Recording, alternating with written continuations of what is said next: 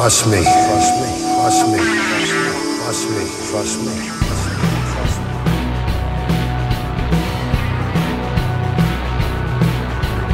Bonjour à tous, bonsoir à tous, bienvenue à Bordeaux 33 800, bienvenue sur C'est ça le catch. Vous écoutez la fabuleuse histoire du catch américain. Nous allons parler aujourd'hui de Jake the Snake Roberts. On fait un gros bisou à Stury, le patron, le chef de C'est ça le catch, qui s'occupe de la réalisation visuelle de l'émission. Vous écoutez sur YouTube et vous l'écoutez peut-être aussi sur Mixcloud. On est en retard, on a quelques, voire je crois semaines, on a 2 semaines de retard sur l'enregistrement de cette émission. On a eu des petits soucis d'agenda. On me dit 1 semaine dans l'oreillette. Bon, peu importe, je sais pas très bien.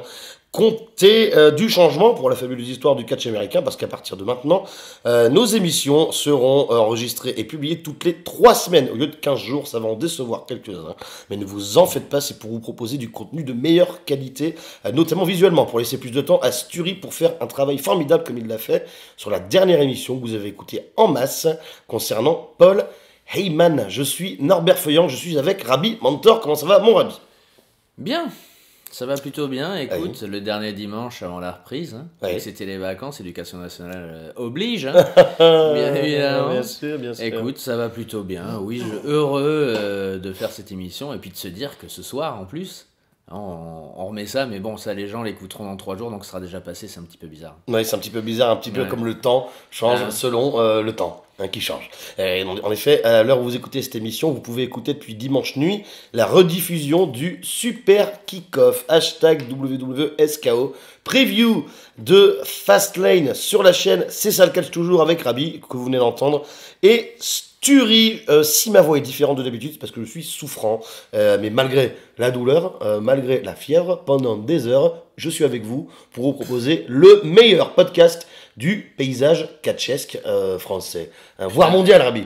Mondialement, le monde nous envie. Et d'ailleurs, sache que si Kurt Angle cette année est introduit dans le Hall of Fame, s'il est loin, voilà, c'est grâce à nous. C'est Kurt Angle, le seul catcheur qui a liké un post de la fabuleuse histoire du catch américain. C'est vrai. Et c'est alors d'après ce qu'on m'a dit, enfin c'est Marc qui m'a raconté, parce qu'il a un petit peu plus de trucs comme ça. Il y a des gens haut placés chez WWE qui ont entendu notre podcast, qui se sont rappelés Kurt Angle. Ils en ont parlé à Chasseur, à Hunter. Et Hunter a fait, mais bordel, Kurt Angle, mais bien sûr, quoi. Oui. Merci, la fabuleuse histoire du catch. D'ailleurs, Kurt nous a remercié en MP.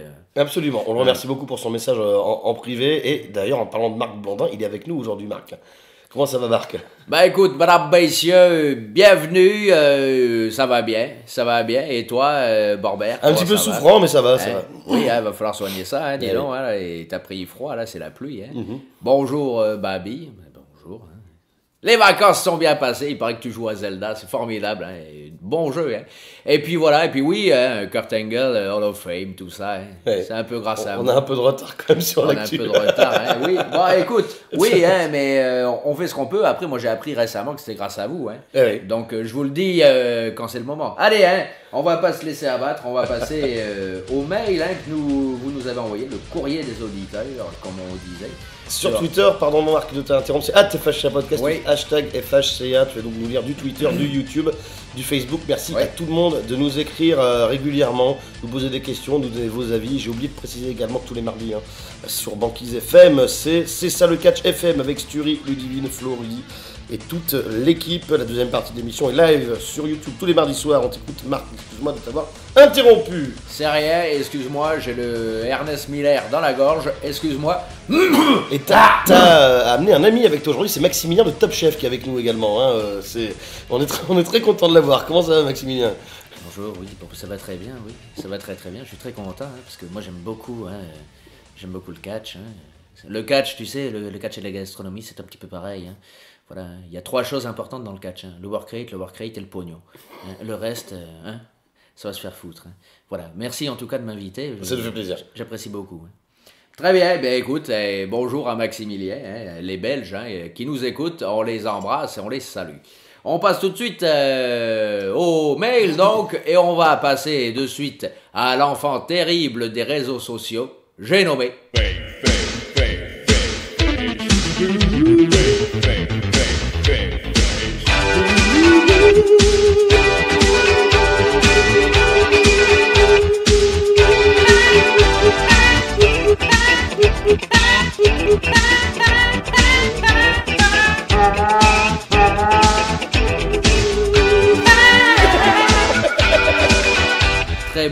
jingle. Merci. Très bon truc. Ben, c'est pas toi qui l'as fait. Hein. Non. Alors pourquoi tu dis merci? Oui. Ah, très bien. Je préfère. On passe tout de suite donc à Facebook, donc, avec donc. Grindcore. Très bien. Grindcore Malade, probablement un des meilleurs heels des années 80-90. D'ailleurs, le faceturn pendant la feud avec André le Géant était probablement une des plus grandes déceptions pour moi à l'époque. Un mec qu'on aime détester, un talker exceptionnel. Malgré un ton toujours bas et posé, il imposait bien plus que le Warrior et Hogan qui passaient leur temps à gueuler. Bon enregistrement et longue vie à vous les amis. Il n'a pas tourné face dans la feud avec André le Géant du tout, hein, Jake Roberts. Ça faisait déjà plusieurs années qu'il était babyface. Rudy Warzy qui nous dit: j'étais un très grand fan du Snake que je qualifierais en premier lieu d'atypique. Atypique, qu'est-ce que ça veut dire ce mot-là? C'est là où vivent les Indiens. Ah, très bien, atypique. Atypique d'abord de par son physique longiligne qui tranchait avec les messieurs muscles et les balèzes qui sévissaient à son époque. Atypique ensuite de par ses promos, toujours le ton posé et menaçant alors que tous les autres hurlaient comme des possédés. Son charisme était phénoménal et la présence de son célèbre python Damien le renforçait encore. Qu'est-ce que j'ai pu haïr Earthquake que je croyais coupable de meurtre sur ce dernier? Non, le sac était vide. Non, il y avait des morceaux de steak. Oui. Et un petit mécanisme qui permettait de faire semblant qu'il y a quelque chose qui bougeait dedans. Ouais. Vide, hein. Le plus grand heel, peut-être bien, même si on avait du mal à le détester. Vraiment, malheureusement, je trouve qu'il n'a jamais eu de vrai grand match à WrestleMania, décevant les matchs contre André, même si l'état physique du géant français rendait les bons matchs impossibles, ou même contre l'Undertaker. Ne parlons pas de celui contre Martel. Je ne tiens pas à m'éterniser sur son comeback et sa feud immonde avec Jerry the King Lawler. Triste et pénible enfin d'observer sa totale déchéance dans le show Heroes of Wrestling ou le documentaire Beyond the Mat, qui le montre dépressif et accro à la drogue et l'alcool. C'est avec une grande impatience que j'attends votre émission sur ce catcheur qui aura marqué les fans de ma génération. Merci d'avance. Alors c'est vrai que c'est assez atypique pour ça, c'est que Jake Roberts n'a aucun grand match à son actif. Aucun. Voilà. Bob Lazarate, bien le bonjour, on se souviendra de lui pour son physique, sa moustache et son serpent. Non, je ne parle pas d'un acteur de film d'art et d'essai. Ce qui m'a marqué plus jeune, c'est la psychologie, comment il arrivait aux abords du ring, sa manière de se déplacer et aussi ses vignettes avec le Taker. J'ai aussi le souvenir d'un super combat hardcore contre Steamboat au Texas pour la fête des Von Erich, il me semble. Avec seulement 3 coups de chaise, mais étouffant d'intensité, bien au-dessus du Snake Pit match qui a eu lieu plus tard à la WWF, sa feud contre Savage, et aussi son tour en 96 plein de versets de la Bible et de bottage de cul de la part d'Austin. PS, désolé pour cette longue phrase très mal ponctuée, mais je me fais vieux et j'ai mal aux yeux, comme Roberts finalement, mais sans beaucoup de rapport. Fabien Humbert. Bonjour à vous tous et à Céline, que nous adorons tous. Les gens l'adorent, c'est vrai. On salue Céline. Jack Roberts n'avait pas un in-ring exceptionnel, mais le compensait par une présence quasi hypnotique. C'est normal, c'est un serpent. Les serpents hypnosent. Hypnotisation. Son entrée avec Damien dans un sac m'a marqué gamin. Je n'arrive pas à le trouver il. Ah bon. C'était le mec qui faisait son truc sans se soucier des autres. Au niveau de la legacy, un type comme Randy Orton, avec son style lent et méthodique, s'inscrit dans la ligne de Roberts. Concernant les addictions, les mecs étaient sur la route 365 jours par an. Les tentations et l'effet de groupe doivent expliquer les démons de Roberts. Pas tant que ça non plus. Pierrot. Ah, une émission sur Jack Roberts, l'un des plus grands heels de l'histoire, un de ceux qui a permis l'existence de Raven, comme vous l'avez déjà dit. Je trouve que ce genre de personnage a quelque peu disparu, c'est bien dommage, j'ai hâte de vous entendre, et ma proposition de venir boire un coup sur Poitiers est toujours valable. Il en va de même pour Stury, à qui je l'avais déjà proposé. Avec plaisir. Excuse-moi, le putain d'Ernest Miller veut vraiment pas se barrer. Et on est ça qu'on n'est pas du genre à faire les choses à Poitiers, c'est pour ça. Xavier Dussailly. Salut Rabi, Norbert et surtout Marc d'ailleurs, comment va Michel? Eh bien, oula. Oula. Oh là là là là là là. L'émission sur AMN était très instructive, je ne savais pas que notre cher Paul était un gros manipulateur, plus gros que manipulateur quand même, on ne se moque pas du physique déjà. Mais ça reste pour moi un excellent orateur et manager. Pour ce qui est de Jake Roberts, je ne le connais pas beaucoup, mais je le trouve très classe avec son serpent. Ça devait être un sacré heel. Le seul truc, c'est que je sais qui il a été alcoolique. J'ai juste une petite question, que pensez-vous de la TNA, ou plutôt pourquoi vous la défoncez à ce point? Non pas que j'ai envie de la défendre, mais c'est juste parce que je connais très peu cette fédération. Hâte de vous écouter et continuez comme ça, vous faites du bon boulot. Ouais. Pourquoi on défonce Steve? C'est que c'est quand même bouqué avec les pieds depuis longtemps, quoi. Enfin, c'est... Voilà. Ils ont des très bons talents, il n'y a pas de souci, mais les seuls qui ont réussi à se dénoter à un point qui a dépassé la promotion, c'est comme les deux catcheurs qui se bouquaient comme ils voulaient. Donc c'est assez révélateur, je pense. Je parle des Hardy Boys, c'est assez révélateur des problèmes de TNA. Ils ont des Gaëtan Carter, c'est génial. Lashley, ils en ont fait des trucs super, mais ça peut pas aller bien loin, ça peut pas être bien marquant et c'est toujours mal fait. C'est toujours très mal fait. Là, on le voit avec Jarrett qui reprend le pouvoir, on a une lueur d'espoir pour eux, mais en fait, il va faire une Global Force Wrestling avec plus d'impact média, j'ai l'impression. D'impact. Ah, Rémi Berthe, bonsoir FHA, j'ai juste une question. Jack Roberts était un grand heel, mais était-il un bon face? Bonne émission et bravo à Suri pour son montage de l'émission qui est juste sublime. oui, et on reviendra sur ce point précis dans un point détaillé de l'émission, en tout début d'émission, d'ailleurs. Salut les experts, nous dit Julien Lantoine. Décidément, Savage, Jamin et Mena Roberts, on atteint les sommets. Eh oui, hein, oui. forcément, top of the world. Hein, on les vise et on les atteint. Comme la Lune, hein, ça ne nous fait pas peur. Oui. Oui, allez. Amel Bent. Exactement. Très bien. Roberts était avec Doink, les catcheurs qui me faisaient flipper étant gosse. Il avait un charisme, un regard hypnotique. Il faisait des promos comme on n'en fait plus maintenant. La promo lorsqu'il est en feud avec Steamboat et qu'il déclare qu'il est un pure evil m'a beaucoup marqué. Celle avec le Taker où il coince la main dans le cercueil. En bref, bonne émission et continue de faire revivre notre fibre nostalgique avec de tels catcheurs. Salutations bien basses. PS, les interventions et anecdotes de Papy Rabbi nous manquent les gars. Faites-le sortir de sa maison de retraite pour les émissions. On y pensera, c'est vrai que Papy il manque. Nous passons tout de suite à un truc pas banal. Il sort de son nid, de son œuf bleu. Le voici, le voilou, c'est bien lui, c'est...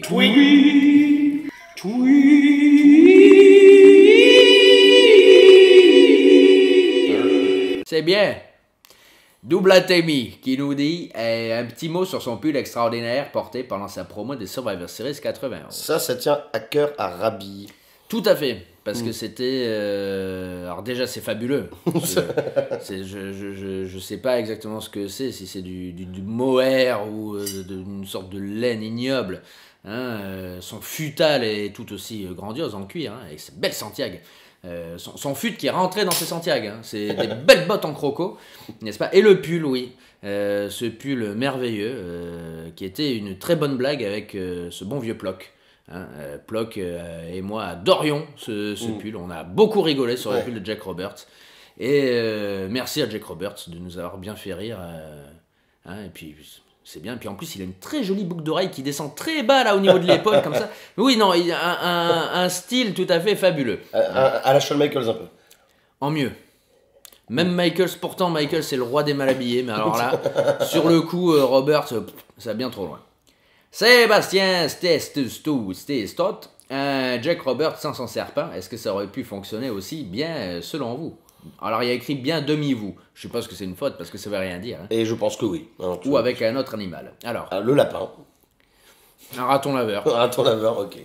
Jake the Raccoon Roberts. Jake the Rabbit Roberts.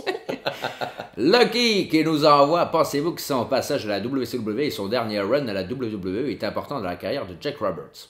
Le dernier run de WWE, oui, quand même, parce qu'il a quand même contribué à faire quelque chose d'assez intéressant dans l'histoire du catch américain. Le run WCW, non, il aime pas ce run, il en a des très mauvais souvenirs, on en reparlera plus tard. Lucky qui nous demande encore le meilleur et le pire match de Jack Roberts pour vous. Dur, parce que comme je disais, il n'y a pas de grand match de Jack Roberts. Le meilleur, on va dire, pour ce qui se passe après, on reviendra en détail, Savage. À Tuesday in Texas, c'est le pire, il y en a beaucoup des... Lawler, à SummerSlam 96, Jerry Lawler, sans aucun doute. Ouais. Oui, je suis d'accord. Ou alors, peut-être Dirty White Boy, on y reviendra aussi à la Smoky Mountain Wrestling. Ah oui. Ouais. Gilles Rock.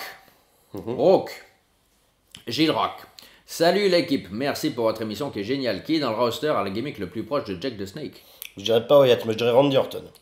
Oui, mais pareil, parce que Bray Wyatt, il a eu des pouvoirs surnaturels. Parce qu'il n'a pas Jack Roberts. Ou alors on n'est pas au courant. Ou son foie est surnaturel. Oui, peut-être. En tout cas, oui. Ace Bunny, salut les sweeps, l'équipe.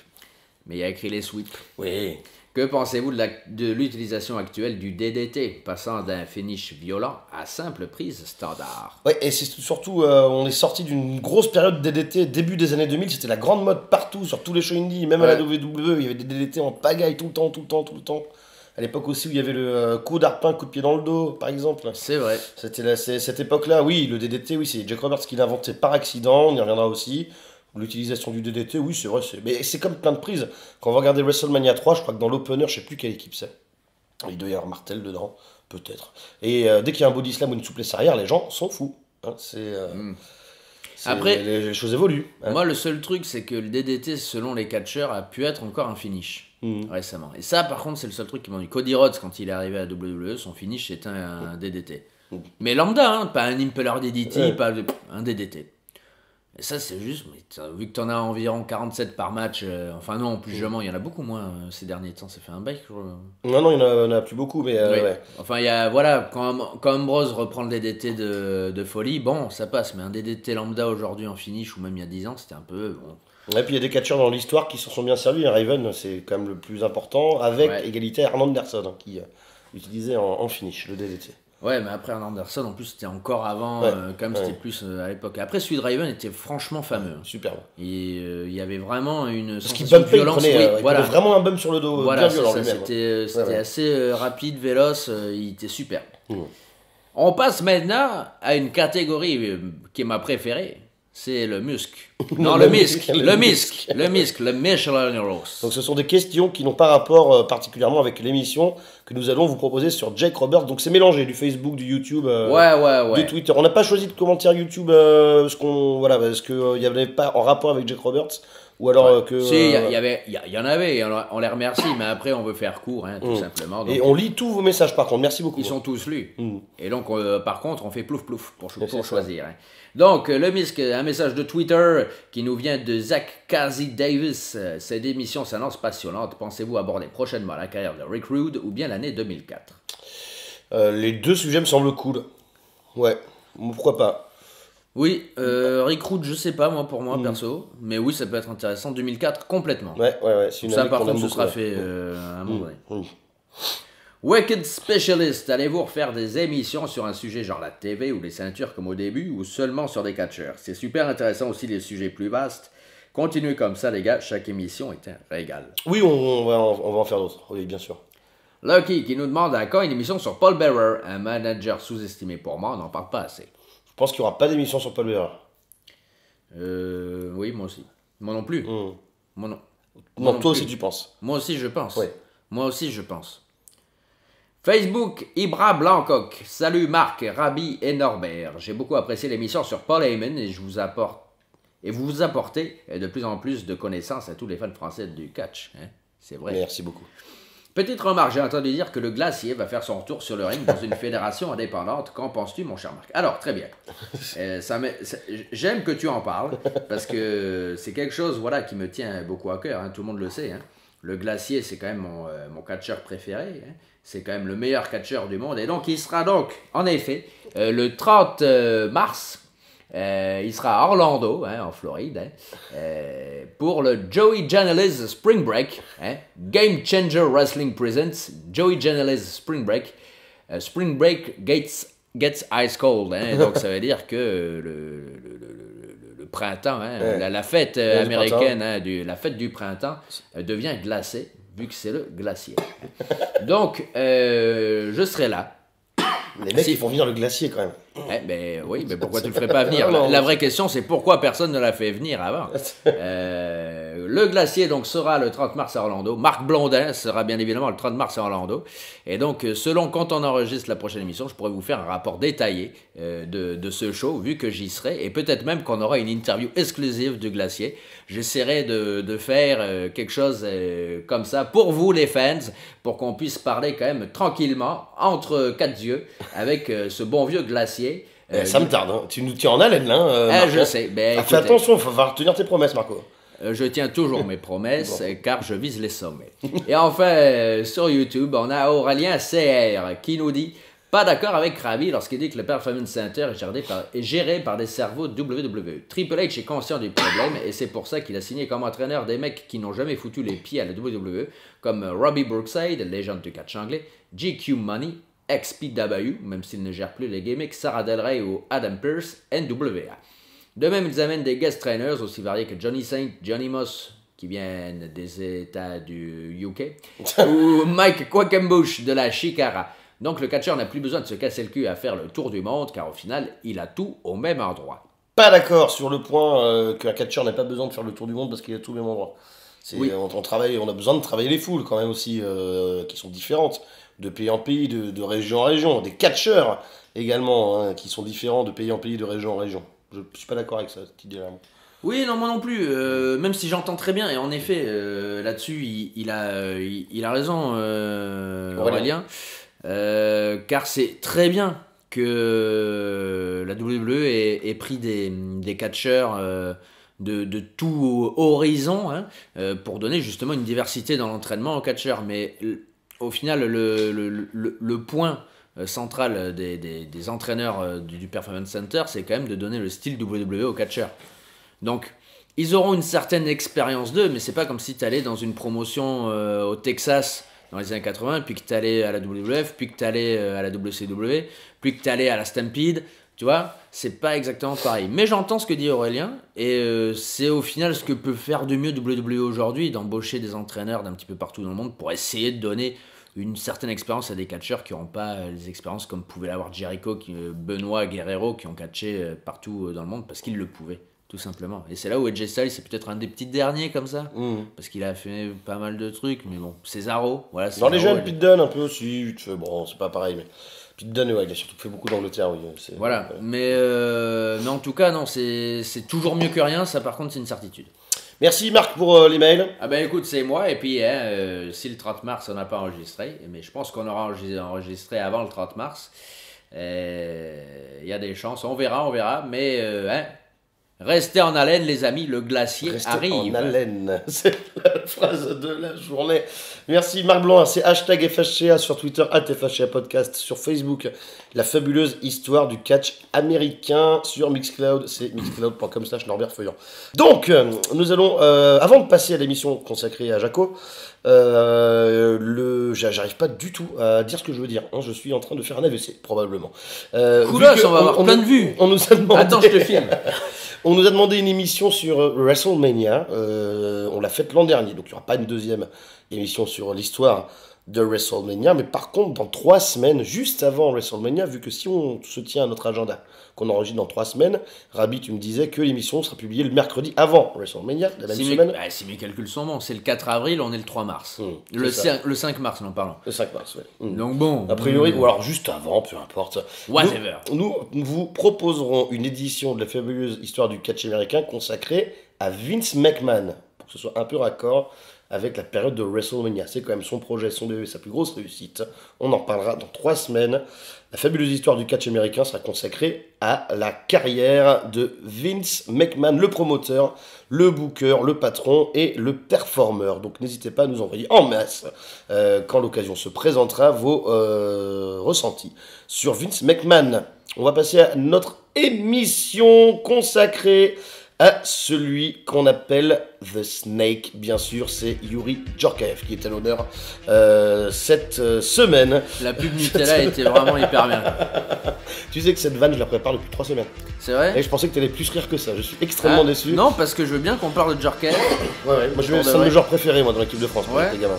Moi, il m'énervait un petit peu, il était quand même super perso, Djorkaeff, il passait à Djorkaeff, quand il marquait pas, quand l'équipe marquait un but, mais que c'était pas lui qui avait marqué, parfois ça lui arrivait de tirer la gueule. Ah oui. C'est fou ça quand même. Ouais, il avait tiré le gardien vers pousser, c'était arrivé dans les pieds d'un autre qui avait marqué, toute l'équipe était contente sauf lui.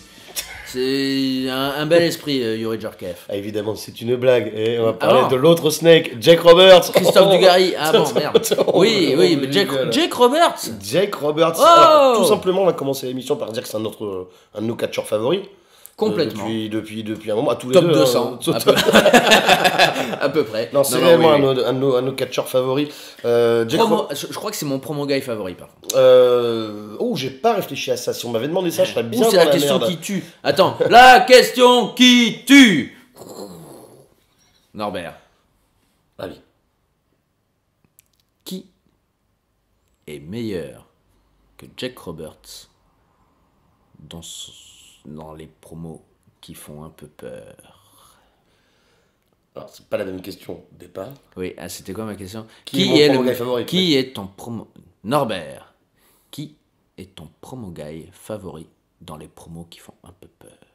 Non, ton promo guy favori, c'est qui? Moi, je pense que c'est Jake Roberts quand même, parce qu'il me fascine à chaque fois. J'hésite entre Austin et... Ouais, non, je vais hésiter entre Austin et CM Punk. Connard. Mais quel connard. Je vais dire Steve Austin. Steve Austin? Ouais, je vais dire Steve Austin. J'ai oublié The Rock aussi. Moi, je pense que ça doit être entre Roberts et The Rock. Mais c'est pas du tout le sujet. C'est pas du tout le sujet. Jake Roberts, donc un de nos catcheurs favoris, né le 30 mai 1955, et il est toujours vivant, ce qui n'était pas gagné il y a encore peu de temps. Mais c'est un miracle. On en parlait avec Scott Hall il y a quelques mois. Oui, quand il est venu. Non, mais on en parlait quand on parlait de Scott Hall il y a quelques mois. Dans les paris, là, même ce que faisait Plock, parce qu'on en a parlé encore tout à l'heure, là, quand il a organisé le Qui va mourir. Dans le milieu du catch, il y a souvent Dynamite Kid et Jack Roberts qui reviennent régulièrement. Oui, Scott Hall, oui. Enfin, Scott Hall, Jack Roberts. Kurt Angle aussi. Et voilà, c'était quand même les trois qui reviennent tous les ans et ils vont nous enterrer. Tu sais que c'est ça qui est terrible. Hein. Enfin, tant mieux pour eux au final, hein, mais ouais, non, Jaco, c'est. Il est né à Gainesville, au Texas, Jack Roberts. Encore un Texan. Encore un Texan. Alors, ce qui est terrible avec Jack Roberts, c'est tout ce qui se passe avant qu'il commence dans le catch. C'est cette enfance absolument extraordinaire qu'il a vécu. Excusez-moi. Toi Parce aussi, que c'est un North Miller. moi, je suis malade. C'est quand même le fils d'une légende du catch, donc Grizzly Smith. Le vrai nom de Jack Roberts, c'est Aurélien Smith.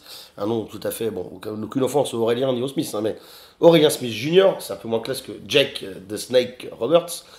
Et cela dit, Jack Roberts, c'est pas non plus. Jake Roberts, en anglais, c'est bien. Oui, ça passe, mais c'est. Bon, j'adore, hein, mais c'est pas non plus très original. Bon, bref. Le fils de Grizzly Smith, et ça va être terrible la relation entre Grizzly Smith et son fils, pour la raison suivante, c'est que, alors, c'est un sujet tabou dans le monde du catch aussi, parce que Jack Roberts en fait état dans son documentaire Pick Your Poison. Il n'y a pas trop d'autres sources qui en parlent, on ne sait pas s'il exagère, s'il ment, on ne sait pas trop. L'histoire serait que Jack Roberts a couché avec la fille de sa femme, a violé la fille de sa femme. Grizzly Smith. Pardon, Grizzly Smith, excusez-moi, le père de Jack Roberts. Grizzly Smith aurait couché avec la première fille de sa femme en la violant, donc voilà, quand elle avait 12-13 ans. Et il aurait violé cette fille, et Jack Roberts serait l'enfant de ce viol. Voilà, ce qui veut dire que son père, c'est son grand-père. Non, que son père... Et sa mère, c'est sa sœur, en fait. C'est sa demi-sœur. Sa mère, ce serait... Non, pas vraiment sa demi-sœur, parce que c'était la fille de la femme. D'accord. De Grizzly Smith, mais pas de celle de première relation, d'accord, antérieure. Donc, enfant d'un viol.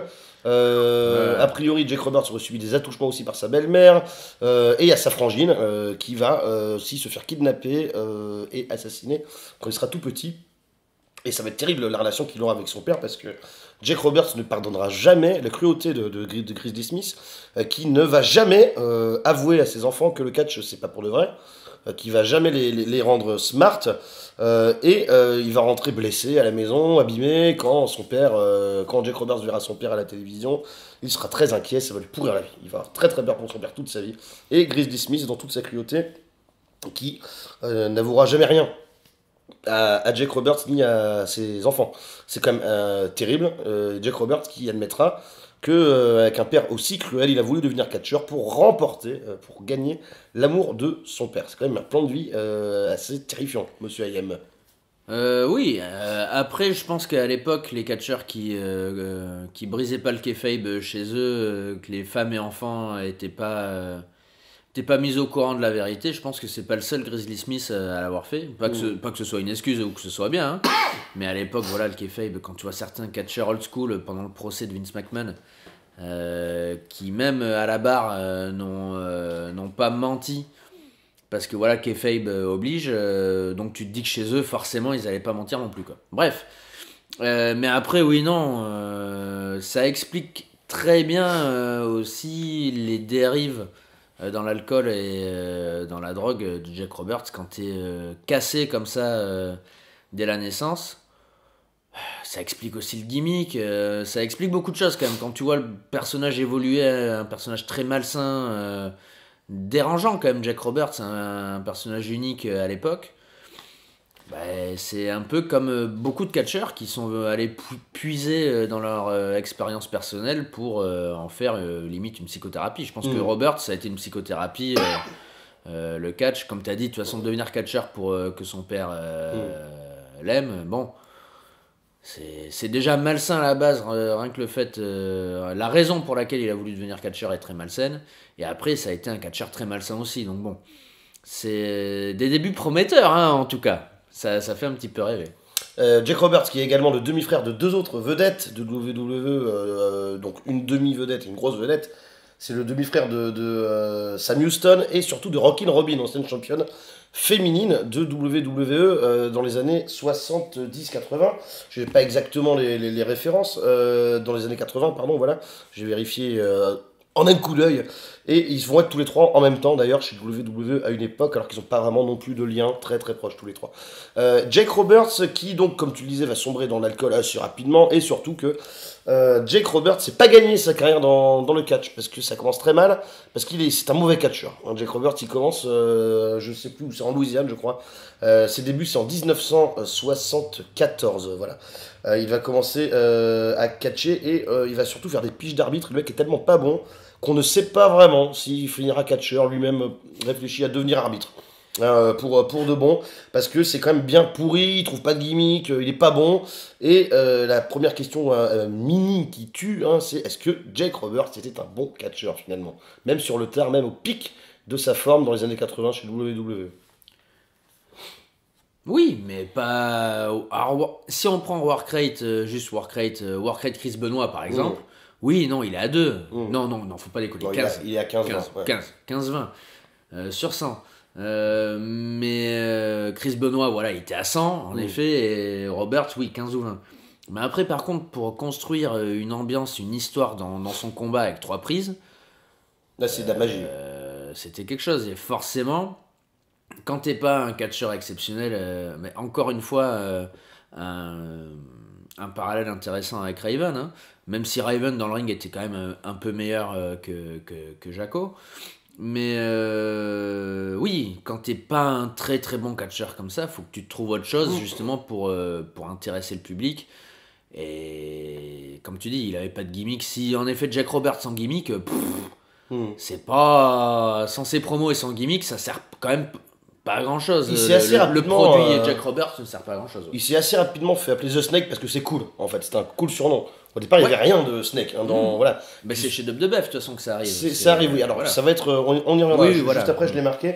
Il avait des pantalons de karaté, Jack Roberts, au début de sa carrière, souviens-toi. Ouais. Oui, bah, c'est peut-être pour se donner un petit peu. Parce qu'il faut voir aussi que non seulement, comme tu dis, il n'était pas très très bon, mais c'est qu'aussi, il avait un physique tout à fait disgracieux au final. Un grand échalas, quoi, le mec, un peu. Quoi. Voilà, plutôt mince, un peu. Un petit poil de bide, même dans les années 80. Des panards quand même, il marche en canard en plus. C'est un des rares trucs qui m'énerve chez Jack Roberts. Mais enfin bon, après ça n'engage que moi. Et Quinquin. Quinquin, il déteste Matardi pour cette raison-là. Ouais. Mais oui, non, à la fin des années 70, début 80, c'est l'époque stéroïde où tout le monde est en tout cas chez WWF. C'est vrai que lui, quand tu le vois comme ça, il attire pas l'œil spécialement. Non. En plus, il a les cheveux plutôt courts. C'est mes souvenirs oui, dans une sorte de mulette courte. Ouais. Voilà, c'est trop court pour être long et trop long pour être court. Mais c'est vilain. Ah oui, c'est complètement vilain. Et c'est pas. Voilà, en effet, j'en ai vu quelques-uns de ces matchs de l'époque. C'est pas. Alors, c'est pas le Warlord, hein. Mais c'est pas Jack Roberts des années 80 non plus, quoi. À mon goût. Donc l'enfant d'un viol incestueux qui n'arrive pas à catcher correctement va devenir, avec les années, une des plus grosses références en matière de psychologie, de promo, un parcours étonnant qui va commencer donc en 74 et puis va passer de la Louisiane à la Mid-South, premier passage, de 2 passages là-bas. Il va faire de la Mid-Atlantic, de la Georgia Championship Wrestling. Ça marche toujours pas très bien pour lui, bien que la Georgia Championship Wrestling, il fera partie de la première Legion of Doom, Jake Roberts. Au départ, c'était un clan mené par Paul Ellering. Il y avait donc les Road Warriors, c'était Hawk et Animal, le Spoiler, Matt Bourne, l'Iron Sheik, Arn Anderson, King Kong Bundy et Jake The Snake Roberts. C'est la première Legion of Doom. C'est quand même un trivia qui m'a amusé. Ouais, c'est plutôt pas mal, mais plus de monde sinon. Hein, oui, oui, c'est vrai. Et puis alors, il y a vraiment un fil conducteur à part Matt Bourne et Jack Roberts, le reste. C'est vrai que c'est assez étrange, oui. Donc mais cela dit, ça devait pas être trop mal. Ouais, et quand même. Et pour parfaire un petit peu son catch, il va faire un peu de Stampede. Ça c'était avant de rejoindre Georgia Championship Wrestling. Voilà, il va aller voir un peu Stewart pour s'entraîner, ça va aller un peu mieux, puis il va faire des passages pas forcément hyper remarqués. chez World Class Championship Wrestling, où il va être associé par contre à deux grosses légendes qu'on oublie, des catcheurs incroyables qui nous ont quittés pour le paradis des catcheurs, Gino Hernandez et Chris Adams. Ils vont feuder contre les Von Erich. Là, il va commencer un petit peu, on va commencer à voir à Jack Roberts, où on voit vaguement qui c'est le mec qui a affronté les Von Erich avec Adams et Gino Hernandez. Puis il va retourner à la Mid-South en 85, il va suggérer à Bill Watts. Il lui dit, je m'appelle The Snake, ce serait bien que je vienne avec un serpent. Et Bill Watts va lui dire, non, on n'est pas dans un putain de cirque, si c'est du catch du vrai, t'es pas à la fête à neuneux, donc tu n'auras pas de serpent. Aïe. Alors, on peut entendre ce truc-là, Bill Watts, old school, même le old school est plus new school que le old school de Bill Watts, quand même, c'est chaud Bill Watts. Mais aïe, quand même, quand tu vois le pognon. Ouais. Et en plus, je trouve que, enfin le pognon, je finis ma phrase, que le pognon que Vince McMahon s'est fait en mettant un serpent autour du cou quand même de Jack Roberts, c'est quand même pas banal. Et après, très honnêtement, autant certains points de old school je peux voir même si je suis pas d'accord, mais là sur le coup, je comprends même pas le pourquoi du nom. En fait, c'est parce que pour lui c'était trop coloré, trop folklore quoi. Bill Watts il est quand même super réac. Oui, mais tu peux être réac, mais aussi amener quelque chose. Pour autant, je trouve que c'est plutôt cool quoi. Tu viens pas, c'est pas comme les Bulldogs qui arrivaient avec un chien qui sert à rien. Tu vois, ça par exemple, un serpent, ça impressionne les gens. Ça peut amener une dimension assez psychologique. T'impressionnes ton adversaire, les gens sont impressionnés, et ça a un côté quand même ultra badass d'arriver dans le ring avec un serpent autour du cou. Faut dire ce qui est quand même, c'est autre chose que un chien ou je sais pas, un lapin par exemple. En effet, s'il était avec un lapin dans un sac, les gens auraient fait trop mignon, à part s'il avait égorgé dans le ring, je sais pas à la fin. Enfin bon, bref. Et il va se fâcher avec Bill Watts un peu plus tard, et Terry Taylor qui était son bras droit. Qui s'est pas fâché avec Bill Watts? Moi, je me suis jamais fâché avec Bill Watts.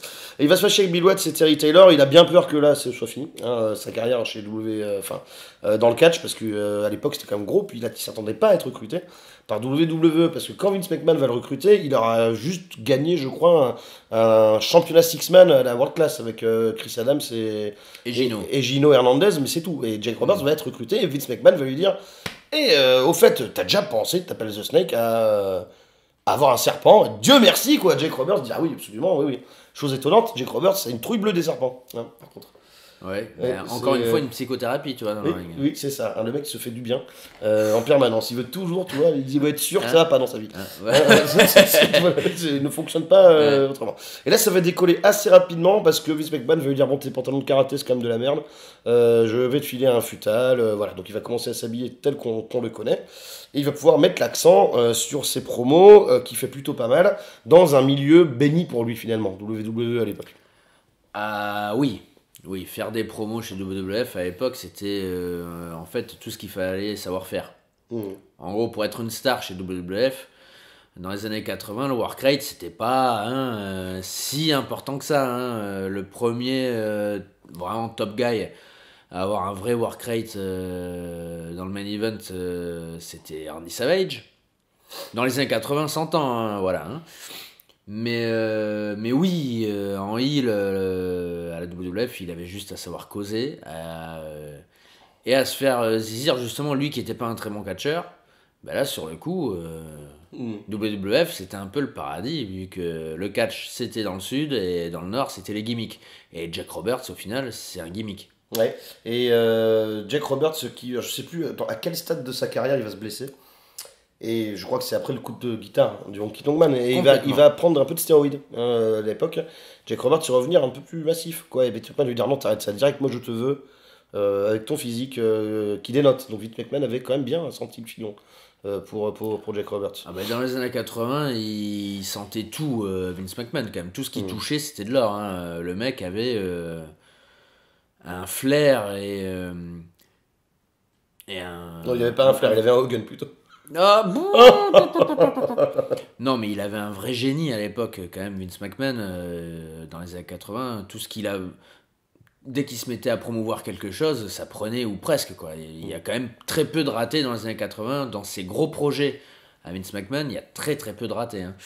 Et Jack Roberts, oui, mine de rien, c'est devenu un gros projet parce qu'il fout la trouille. au final. Et vu que c'était un public majoritairement de gamins, la WWF, c'était orienté vers les enfants. Ben, t'as Jake Roberts qui arrive avec sa gueule qui fout la trouille, son serpent, son DDT et son air froid, calculateur, méthodique, ses promos où il ne crie pas justement, comme tout le monde a dit dans les mails, en effet, qui dénote complètement des Hogan, des Warriors, de tout le monde au final pratiquement. Qui c'est qui gueulait pas à l'époque Parce que même Savage, quand même, ses promos, elles étaient marrantes, mais le mec il hurlait quand même un petit peu aussi. Bon... Et lui, il arrive et c'est un... Pas de super pouvoir, aucune mystique autour de Jake Roberts, hein, c'est juste c'est un mec, fou, c'est un fou. Ouais, c'est un taré, c'est un gros taré qui fout la super trouille et ça va super bien marcher. Dès son premier match, d'ailleurs, tu vois, son premier match, d'ailleurs, petit trivia, tu sais contre qui c'est? Son premier match à la WWF, non. Si mes souvenirs sont bons, c'est contre Leaping Lanny Poffo. Et il lui met en effet son serpent sur la gueule à la fin du match et c'est quelque chose de... Enfin, c'est différent. Et sur le coup, tu sens... Je sais plus si c'est la Nipofo ou si c'est un autre job. Parfois, tu les vois, les catcheurs qui sont... Ils sont censés être KO après le DDT, mais tu vois qu'ils font la grimace et qu'ils ont un peu envie de chialer leur race quand même. Et je comprends. Je serais pas spécialement à l'aise d'avoir un serpent sur la gueule alors que je suis catcheur. Là, par contre, tu vois, quand tu le subis, c'est une autre paire de manches quand même. T'aurais un peu envie de dire, c'est pas dans mon contrat ça quand même. Et donc le premier serpent qui va s'appeler Damien, mais ça c'est du café, parce que tous les serpents de Jake Roberts c'est de la location. Hein, c'est des serpents loués à chaque fois, ce sera jamais le même, mais bon, pour le gimmick ce sera toujours le même. Damien, le premier, un python, et ça va être la galère d'ailleurs pour Roberts qui va devoir voyager avec les serpents, toute la bouffe, le vivarium, tout le bordel, enfin l'enfer. Hein, Jake Roberts a dit qu'il a perdu des années de santé à trimballer tout ce bordel sur les routes. Oui, puis, non, puis par contre, en plus, ça doit peser un âne mort. Ouais, hein, c'est ça. Ce genre de truc là, je sais pas comment est-ce que tu te trimbales un serpent exactement, hein, mais même à l'amener dans le ring et compagnie, ouais, ça va être bien lourd. Hein. Donc il va débuter en mars 86, et avant ça, il aura inventé le DDT par hasard, je sais plus sur quel territoire c'était. J'ai pas noté cette information, malheureusement, parce que je suis qu'une merde, les enfants. Il va mettre un catcheur dans un front face lock, donc en position de DDT debout, hein, face à face. Et il va trébucher, il sait pas comment il va se débrouiller, tellement il est adroit, ce mec, Jake Roberts. Il va se prendre les pieds dans, je sais pas quoi, dans ses pieds à lui, sans doute. Et il va donc amener le visage de l'adversaire au sol, et ça va donner quelque chose où il s'est dit, ah là, il y a quelque chose à travailler, il va décider que c'est son finish, c'est l'inventeur, c'est le jour où le DDT est né. Et en effet, il va arriver à WWF avec ça, personne n'a jamais vu cette prise avant, et ça va être un point central, le DDT, dans le succès de Jake the Snake. C'est, pour moi, hein, c'est le finish le plus dévastateur des années 80. À la WWF, je me rappelle quand j'ai commencé à regarder en 91, quand tu te prenais un DDT dans la gueule, c'était... Bon, tous les finishes à peu près à l'époque, mais celui-là, tout particulièrement, j'en ai souvenir, et c'était vendu en plus comme tel. Hein. C'était vendu par les commentateurs, que ce soit les Français, vu qu'à l'époque, nous, on avait les versions françaises, ou même aux États-Unis, McMahon, Monsoon et compagnie. Tu te prenais un DDT, là, sur le coup, c'était très clairement vendu comme étant la... Pour moi, c'est le finish le plus dévastateur de l'époque. Oui. Après qu'il aura fait sensation à WrestleMania 2, l'horrible WrestleMania 2, devrais-je dire, contre George Wells, hein, c'est la première fois qu'on va le voir avec une telle portée média, Jake Roberts, où il va mettre le serpent sur son adversaire, évidemment, ça va faire beaucoup jaser. Il va surtout faire la pub du DDT d'une bien belle manière, et le problème c'est que ça va être legit aussi contre Ricky Steamboat, qui sera la première feud sérieuse, non la première feud tout court de Jake Roberts à la WWF, où Jake Roberts va, donc au départ pour kayfabe blessé Ricky Steamboat, lui mettre un DDT sur le sol nu en bas du ring, à l'extérieur du ring. Jake Roberts ne voulait pas du tout suivre l'idée de Vince McMahon et de, je sais plus qui était le booker, je crois que c'était George Cott à l'époque, qui, en leur disant, je vais blesser Steamboat, c'est beaucoup trop dangereux le DDT. Voilà, personne n'avait vraiment l'habitude d'en prendre, et Steamboat a dit, si, c'est bon, t'en fais pas, moi je me protégerai avec mes mains. Ce qu'il va pas faire Steamboat, il va être vraiment commotion cérébrale. Ricky Steamboat sur le concrete, et ça va faire la pub de Roberts, et là ça va terrifier beaucoup de gens, parce que Steamboat va pouvoir catcher à nouveau, lui qui est bien coutumier des storylines comme ça. Après il fera une storyline un peu similaire avec Savage et le coup de gong dans la gorge, mais il va casser Ricky Steamboat qui était quand même super populaire, quoi. On y croit comme à Jake Roberts quand il arrive chez WWE. Bah, on y croit complètement, et surtout quand tu fais un angle pareil où tu vois que le mec est vraiment KO. Après, Il me semble, il n'y avait pas eu un match genre serpent contre dragon de Komodo où les deux arrivaient avec c'est leur quand, truc. quand il revient de blessure, Voilà, Bellissimo il ramène un dragon pour contrer le serpent. Voilà, et là, sur le coup, là, je rejoins Bill Watts. C'est là où ça devient un petit peu le cirque. C'est l'air qu'il a un peu d'un con, le dragon de Ricky Steamboat, à côté de Damien. Oui, puis Steamboat, bon, il a pas à se ramener avec un dragon de Komodo, quoi. On s'en bat les couilles à un moment donné, quoi. Et puis un dragon de Komodo, ça fait quoi? Tu le fous dans le ring, là, et ça reste là, ça mange les mouches, sans branle, quoi. Derrière, avec un caméléon, là, bon, on s'en fout, quoi. C'est de la merde. Non, ça, par contre, oui, c'est un peu pourri. Mais après, sur le coup, sur l'impact, et puis bon, Ricky Steamboat, c'est quand même gros face. Donc forcément, oui, ça lance ta carrière d'une façon assez cool. Et en plus, le truc, c'est que ça marche direct. Ça prend d'autant plus avec ça.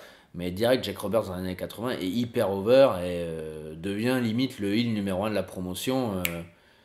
Pas du jour au lendemain, mais bon. Bah écoute, c'est-à-dire que ça va pas marcher comme ça. Parce que Jake Roberts va bénéficier, à son grand dam, il le regrette toujours beaucoup, du premier face turn organique de sa carrière, parce que Vince McMahon voit ce que tu es en train de dire. Hein. Jake Roberts, oui, ça va être le heel numéro 1 de la structure. Il va commencer à feud avec Macho Man autour du championnat intercontinental. Mais les gens vont chanter DDT dans les arénas, et il y a un problème qui se pose, c'est que il est prévu d'avoir une feud contre Hogan, Jake the Snake Roberts, mais les gens préfèrent Jake Roberts. Il va attaquer, et ça c'est dans sa première année, on est toujours en 86, hein, Hogan, bon, je sais plus quel segment, je sais pas si c'était pas au Snake Pit dans son talk show, ou ça c'était un peu plus tard. Mais il va attaquer Hogan, et les gens vont préférer Jake Roberts, et Vince McMahon va laisser tomber la rivalité. Et Jake Roberts a toujours un peu de ressentiment envers les fans en leur disant qu'ils lui ont coûté quand même beaucoup de dollars. Oui, et puis c'est Hogan aussi. Hein. C'est Vince McMahon d'une, mais Hogan avait refusé en bloc tout programme qui puisse mettre en doute sa popularité. Bon, et quelque part, je peux le comprendre. Hein. Après, il a fait la même 6 ans plus tard avec Sid Justice, hein, de toute façon. Hein. C'est à peu près pareil. Hein. Sid était beaucoup plus tiré que lui. Bon, il tourne heel. Hein. Ouais, mais sauf qu'en fait, ça n'avait pas marché non plus. Il s'était quand même fait huer. Mais bon, c'est pas la question. Mais quel dommage! Parce que là, sur le coup, ça aurait été vraiment... ça aurait pu être génial et il n'y aura jamais de feud entre Jake et Hogan. Et quel dommage, parce que quand même un des plus grands face de tous les temps, Hogan, contre un des plus grands heel de tous les temps, Robert, ça aurait pu donner quelque chose de plutôt cool. Et même dans le ring, je pense que ça aurait pu être bien sympa, bien construit. Ouais. C'est complètement regrettable. Et parce qu'il y a quelque chose qu'il faut bien comprendre, parce que le problème de Jake Roberts, c'est un peu le même problème que Céline. Hein. Les gens l'adorent. Hein. Il n'y a rien à faire. Les gens vont très vite, le public WWE, se rendre compte qu'il est cool. Jake Roberts, ils vont un peu voir au-delà du kayfabe. Et il y a quelque chose que je voulais souligner, que j'ai réalisé cette semaine. En préparant l'émission, j'ai fait des petites stats.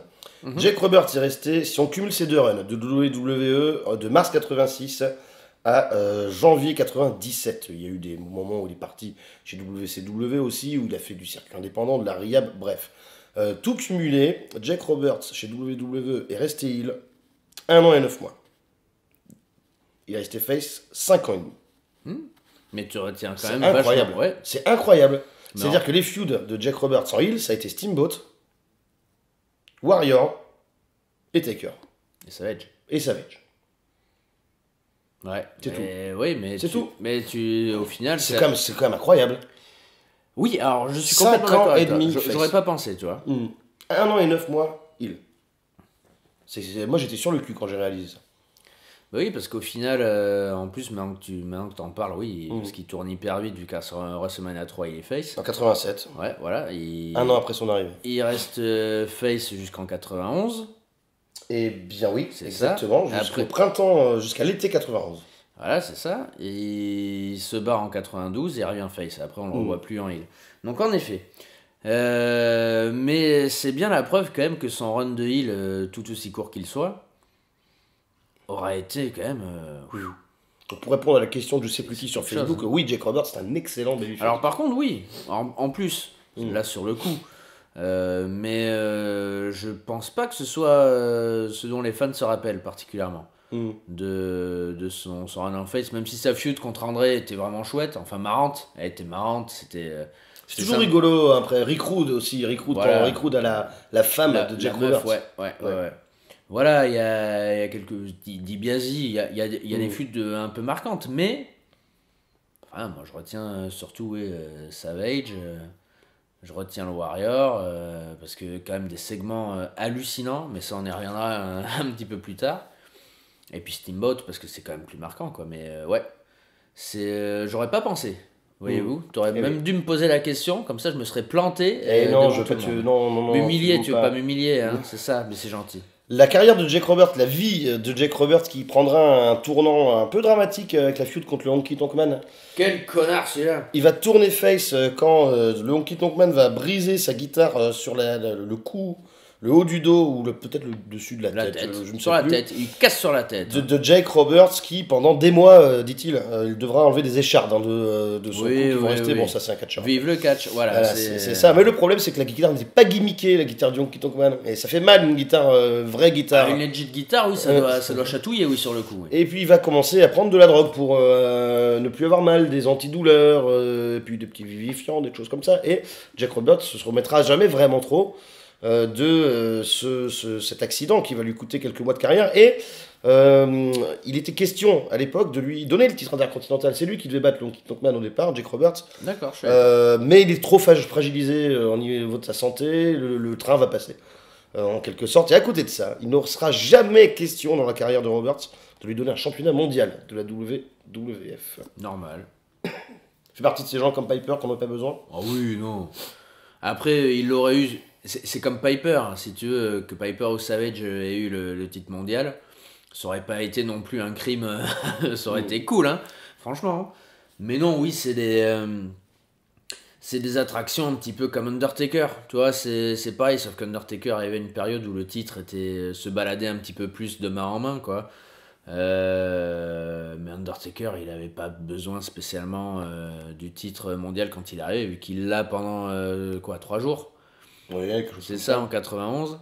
Il ne le regagne pas avant 1997.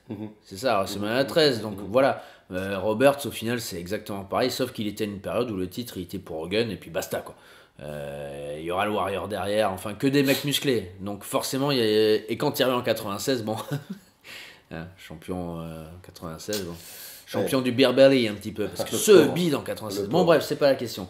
Mais ça aurait pu être chouette. Mine de rien, quand même, et je pense que ça aurait été un plutôt bon champion, en plus dans l'absolu. Là où Piper, j'aurais plus mis des sous sur Roberts en champion. Ah oui perso. Ouais, je sais pas pourquoi, mais je l'aurais plus vu crédible Roberts en champion. Après, ça c'est des goûts, hein, mais oui, après, je comprends complètement que tu ressens que Vince McMahon n'ait pas ressenti l'envie ni le besoin de mettre une ceinture sur Roberts. Il avait une telle dimension, une telle aura qu'il était champion de la vie. Un petit peu. Déjà en 87, un an pile poil après son arrivée, donc il va affronter le Honky Tonk Man pour le titre intercontinental à WrestleMania 3, le plus gros show de l'histoire de WWE. Et puis il sera accompagné par Alice Cooper, une rockstar qui est très over à l'époque. Hein. Ouais. C'est quand même un an seulement de carrière chez WWE, c'est quand même un exploit. Pour Jake Roberts qui fera quand même une première année assez extraordinaire. Et puis vraiment on va essayer d'humaniser un peu Jake Roberts quand il va faire sa feud, on l'a évoqué tout à l'heure contre Rick Rude. Rick Rude, un grand catcheur dont on parlera peut-être un jour ici, et qui avait donc la manie de prendre à témoin des femmes au premier rang dans la foule pour qu'elles viennent lui toucher, son corps absolument extraordinaire. Et il va tomber un jour par hasard.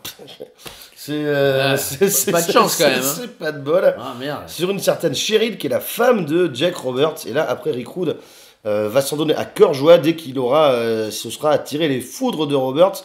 Et il va faire un truc génial. Il va dessiner sur ses tights, hein, ses collants de catcheur, c'est dans son pantalon, le visage de Cheryl sur son cul ou peut-être sur son zizi. Je crois que c'est sur le zizi, hein, sur le pubis. Hein. Oui. Il me semble, hein, dans mon souvenir, histoire que ce soit encore plus dégueulasse quand même dans l'absolu. Et d'ailleurs, peut-être petite note à côté, on se demande souvent qui a toujours été face ou toujours été heel. Est-ce que Rick Rude a déjà été face? J'en ai pas le souvenir. Est-ce qu'on n'aurait pas... Ouais, je sais pas. Est-ce qu'on n'aurait pas trouvé le premier qui est toujours... Parce que j'en ai aucun souvenir de Rick Rude en face. Si vous, les auditeurs, vous savez, dites-le nous. Hein, mais alors moi, Ah ouais. j'en ai pas le souvenir. Bref, mais oui, non, c'est sympa. Mm. Ce feud, après, toutes les feuds personnelles, de toute façon, alors, moi je suis un gros marque pour les feuds comme ça, j'aime bien. Et surtout, c'est pour WWF à l'époque, c'est hyper neuf. Et Ouais. c'est pas quelque chose qu'ils avaient l'habitude de faire à l'époque. C'est une chouette feud, c'est une très bonne feud de mid-card, c'est sympa. Il aura que des feuds comme ça, Jake Roberts, toute Ouais. sa carrière. Ouais, Toute sa carrière, des feuds de mid-card C'est qui fou, seront hein. amusantes, Mm. mais il va jamais briser le plafond de verre, quoi, ouais, mais finalement. ça c'est. Par contre, je pense vraiment qu'il y a de la politique derrière. Je pense qu'Hogan, il se chiait dessus parce qu'il aurait pu avoir.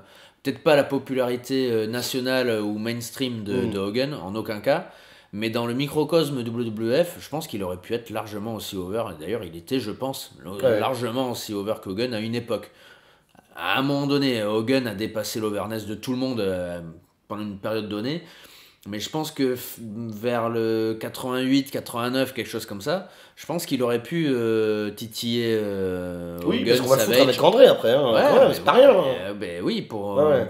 pour justement donner un petit peu pas un passage de flambeau, parce que c'est pas du tout le cas, mais histoire d'utiliser l'overness d'André encore un petit peu avant qu'il parte définitivement, parce que déjà à l'époque, il marche plus sans se tenir à la troisième corde constamment, André. Ça fait grand peine à voir d'ailleurs, c'est un peu moche. Et là, horrible cette feud quand on y pense. André, il a peur des serpents et Jake le fait chier, quoi. Ouais, mais ça, Alors ça. qu'il est face, Jack. Bah oui, mais ça après, ça c'est les feuds où bon. Ouais. Ou bon, ben le face emmerde le heel. Bon, après, je sais plus le point de départ en fait de la feud, donc si ça se trouve, André a fait un truc vraiment dégueulasse à Jake hein, aussi. C'est comme Orton qui brûle la maison de Bray Wyatt. T'as deux trucs comme ça où tu fais ah bon, il a enfin fait chier Bray Wyatt, et après tu fais oui, mais Bray Wyatt il a fait quoi au final? Il a mis une branlée, bon, et alors? Est-ce que c'est une raison pour brûler la dépouille de sa sœur quand même? C'est un peu rude. Je suis d'accord, je Ouais, marque sur Twitter. voilà, sur le hein, fait. voilà. Ouais. Bon, bref, c'est pas le point. Mais de toute façon, Jake Roberts, tu peux pas non plus. En fait, c'est là où Randy Orton lui ressemble vachement. C'est que Jake Roberts, si on le fait chier, tu peux pas lui faire avoir une vengeance sympa, quoi. Ou bon, je vais juste te mettre une branlée. Non, Jake Roberts, c'est un gros psychopathe. Donc, à un moment donné, je l'aurais bien vu brûler une maison aussi. Même Par face, exemple. ses promos foutaient la trouille, hein, Jake Roberts. C'est une façon de parler. C'est quelque chose qui est rare, qui a été rare même par la suite. Très peu de catcheurs ont fait des choses comme ça. Même Raven s'en a approché un petit peu. T'as quoi? T'as Jericho à une époque, dans un autre genre, mais d'avoir de la voix basse comme ça, d'avoir un ton très posé, très calme. Mais la seule différence, je trouve vraiment à Jake Roberts, c'est qu'il y avait quelque chose dans son regard. Raven un petit peu, Jericho un poil, mais Jericho il faisait pas spécialement peur non plus, tu vois. Je sais pas pourquoi spécialement, mais même s'il était incroyable Jericho en heel en 2008, mais il était pas effrayant. Tu vois, on voyait qu'il était pas bien hein, dans sa tête, mais il était pas effrayant. Jake Roberts, il est legit effrayant. En effet, même en face, hein, le mec fout la trouille, il est impressionnant parce que quand il parle, il a vraiment une expression dans le regard que j'ai retrouvé dans très peu de catcheurs. Hein. C'est ouais non, et puis ça stage, enfin je sais pas, il y a vraiment tout le lot qui fait peur, et les mots qu'il utilise, c'est pas juste je vais te buter le cul, pas d'enculé, c'est des mots bien choisis, bien placés, un vocabulaire qui a plus de 5 mots, une vraie syntaxe, quelque chose qui est vraiment mais quelqu'un qui parle, quoi. Je conseille, je sais pas à quel point c'était accessible pour les enfants à cette époque-là, ce que disait Robert, parce que je conseille la promo d'avant-match de WrestleMania 6 avant le combat contre Ted DiBiase, où Jake Roberts fait tout un laïus sur le fait que Ted DiBiase sera victime de sa propre avarice. Et ça dure 2 minutes, et Minjin est secoué, un peu legit, tu le vois à la fin de la promo. Et c'est à voir, hein, pour les gens qui comprennent l'anglais, autrement c'est un peu chiant, je sais pas à quel point les enfants, qui était le public principal visé par WWE à l'époque, pouvaient... Bon, après, ils étaient contents, il avait un serpent, le mec. Je pense qu'il y avait c'est ça aussi, exactement quoi. ce que j'allais Voilà, dire. c'est ce que j'allais dire. Voilà. Jaco, il arrive avec son serpent, Ted DiBiase, il allait se faire mordre le cul, et puis ils étaient contents. Hein. Voilà. C'est ça, il parlait un peu à tout le monde, Jake Roberts, hein, aux smart, aux adultes comme aux enfants. Plusieurs Voilà. épaisseurs Ouais, dans le personnage. Au final, t'as le gimmick qui plaît à tout le monde, Et pour ceux qui sont un peu plus intéressés par la psychologie du combat, ben t'as ça. Pour ceux qui sont intéressés par la psychologie des promos, tu l'as aussi. Et pour ceux qui adorent les moustaches, eh ben la même. Tu disais tout à l'heure la popularité de Jake Roberts par rapport à Ouais. Sal Dogan qui pouvait être un danger. Quand même, quand on y pense, après la feud contre DiBiase et André, un peu avant, en 91, il aura Martel, une feud aussi, ça c'est quand même pas banal. Ah oui, oui, oui. Avec parce que les lentilles de contact. Tu connais que Jake Roberts Oui, parce qu'il était avec Dana, C'est ça, c'est une idée de Jake Roberts. Ça, mais qui c'est a dit, hyper cool. voilà. Et mine de rien, il fait encore plus peur avec son œil à la con. Là. L'histoire, c'est que Martel on vient de se dire, Martel, c'est un excellent catcheur, c'est une grosse légende de la WA, mais chez WWF, avec son accent pourri, il n'y a pas grand chose à faire avec lui. Et ils vont lui donner un gimmick de mannequin. Alors son accent pourri parce qu'il est québécois. Parce qu'il est québécois. Pour ceux Ouais, qui ouais. ne savent pas, et en effet. C'est un québécois français. Et ses promos, elles sont quand même infernales. Quoi. Ouais, c'est pas terrible. C'est là où tu vois Kevin Owens, par contre, s'en sort très bien. C'est un québécois anglais, Kevin Owens. Oui, il a. Mais non. il est Ah non, français. c'est un québécois français. C'est Sami Québécois Zayn qui est un français. québécois Voilà. anglais, pardon. Owens, il a appris à parler anglais Autant en écoutant Jim Ross. C'est ça, ouais. c'est ça. C'est pas banal quand même. Hein. C'est ça. Mais lui, il s'en sort très bien. Mais c'est vrai que Martel, quand tu l'écoutes parler anglais, ouais, c'était quand même très très laid. T'avais vraiment un côté français, même pour moi. Hein, c'est Même ses promos en français, quand Rougeau en français essayait Ouais. de lui faire dire des trucs, ça ne fonctionne pas. Ah, Raymond. Tu te rappelles cette Ouais, promo elle là, était super. où il disait qu'il allait avoir un partenaire par équipe. Et tu vas voir, Raymond. Il devait mon partenaire, Mystère, Raymond. Tu vois que le mec réfléchit, qu'est-ce que je vais dire? Alors je ris pour gagner du temps. Mais tu verras la semaine prochaine. Raymond. C'était infernal. Le problème, c'est qu'à l'époque, avec Jacques Rougeau qui passait après, et là, par contre. Oui, mais oui. alors, les promos. Les gens disent, oui, non. dans le milieu, en France, c'est dur de faire des promos en français. Franchement, regardez Jacques Rougeau, quoi. Ah non, oui, mais non, c'est oui, parce que c'est les meilleurs promos en français de tous les temps, celle de Jacques Rougeau. Alors je connais pas beaucoup de promo guys en français, mais Jacques Rougeau en effet. Roméo et Jacques Rougeau. Oui, mais Jacques Rougeau c'est ultra fameux. Et puis là sur le coup c'est drôle. Hein. Lui, Ouais. c'est hyper, c'est pas drôle parce que c'est nul, c'est vraiment juste hyper drôle parce que c'est quand même un gros con quoi. C'est quand même un gros con Jacques Rougeau quoi. Ouais. Et ça c'est bien. Il face lui. Oui sur la fin peut-être. Non, au début même, Jacques Rougeau. Au avec début. les Ah oui, Rougeau c'est vrai, Brothers. c'est vrai. Mais j'ai le menti en tête là, je vois juste comme ça. Et quand tu vois sa tête, tu te dis quand même comment il peut être face. Bon bref, donc la feud avec Martel. Oui, la feud avec Martel. Donc Martel qui va asperger arrogance, hein, c'est le nom de son parfum, dans les yeux de Jake Roberts. Et Jake Roberts va mettre des lentilles blanches pour vendre l'aveuglement. Hein, ça c'est quand même c'est Hyper bien. Hein. Ouais. Et d'ailleurs, il a pas un eye patch ou des lunettes à un moment donné. C'est Je pendant une crois qu'il promo, a des lunettes. il Ouais, c'est ça. enlève ses lunettes et tu vois son œil blanc là. Après c'est kitsch, hein. C'est comme Steamboat quand il fait semblant d'avoir perdu les cordes vocales. Attention quand. Ouais, bah, oui, c'est kitsch, mais après, là c'est visible si tu veux. C'est que on sait que c'est une putain de lentille quoi. Mais ça donne un petit cachet à la feud. C'est bon, c'est 90 quoi. 80 quoi, 91. 91, WrestleMania 7, oui. Voilà. Horrible match d'aveugle. Et oui, oui. Pour ceux qui connaissent pas, hein, c'est un blindfold match, c'est Ouais. ça, où tu as donc vu que Jake Roberts avait été aveuglé, on décide de faire un match où les catcheurs sont aveuglés, donc où ils ont un sac sur la tête. Et en gros, alors par contre, pour faire participer la foule, c'est absolument génial, Ouais. vu que le face demande à la foule, voilà, avec les mains, avec son langage corporel, dirigez-moi, où ils pointent le doigt comme ça, là, ils tournent, ils savent très bien, ils voient très bien hein, les catcheurs. Ils vont mettre partout, sauf au bon endroit, t'as toute la foule qui fait non, ça fait un peu guignol, tu vois. Mais guignol, attention derrière toi, le policier. Où ça Donc, hop, et quand le doigt arrive sur Martel, oui, alors il va tout droit et puis il se frôle, voilà, c'est à chier.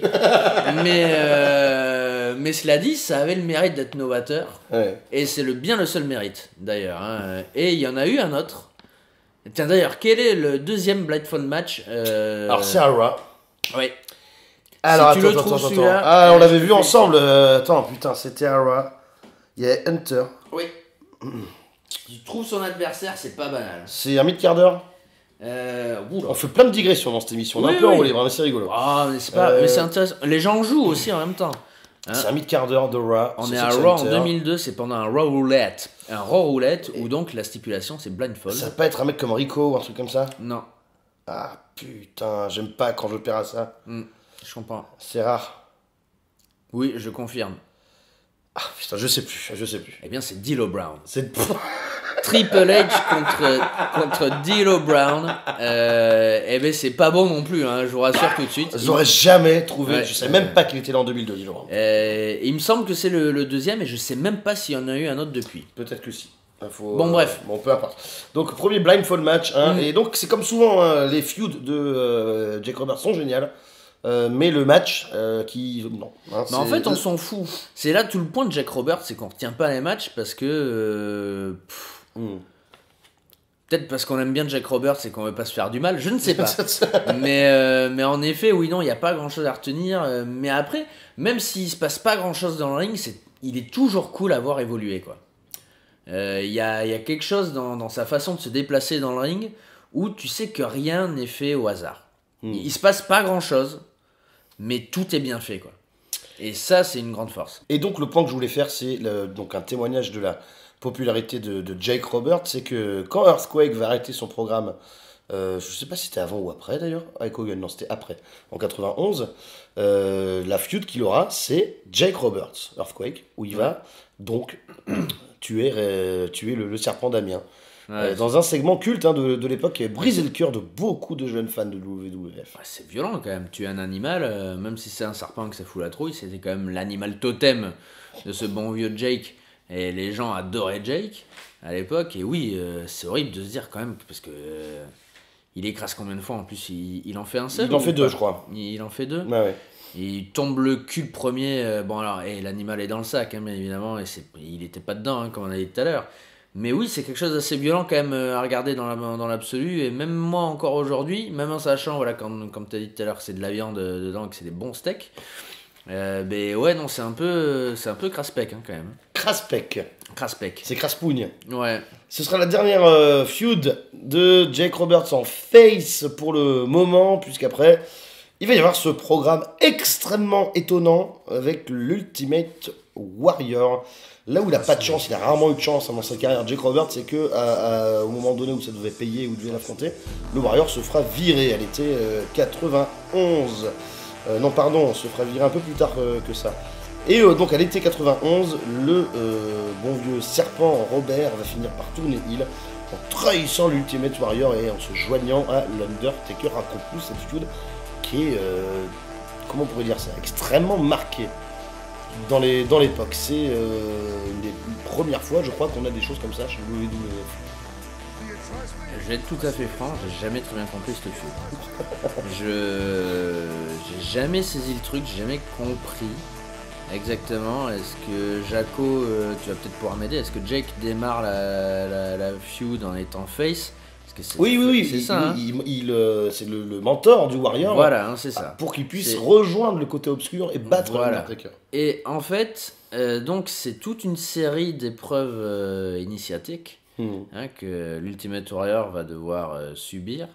Tous ces segments sont dans le DVD Pick Your Poison. Et c'est bizarre, hein. Alors bon, Jake est égal à lui-même. Bon, le Warrior est un acteur absolument fascinant.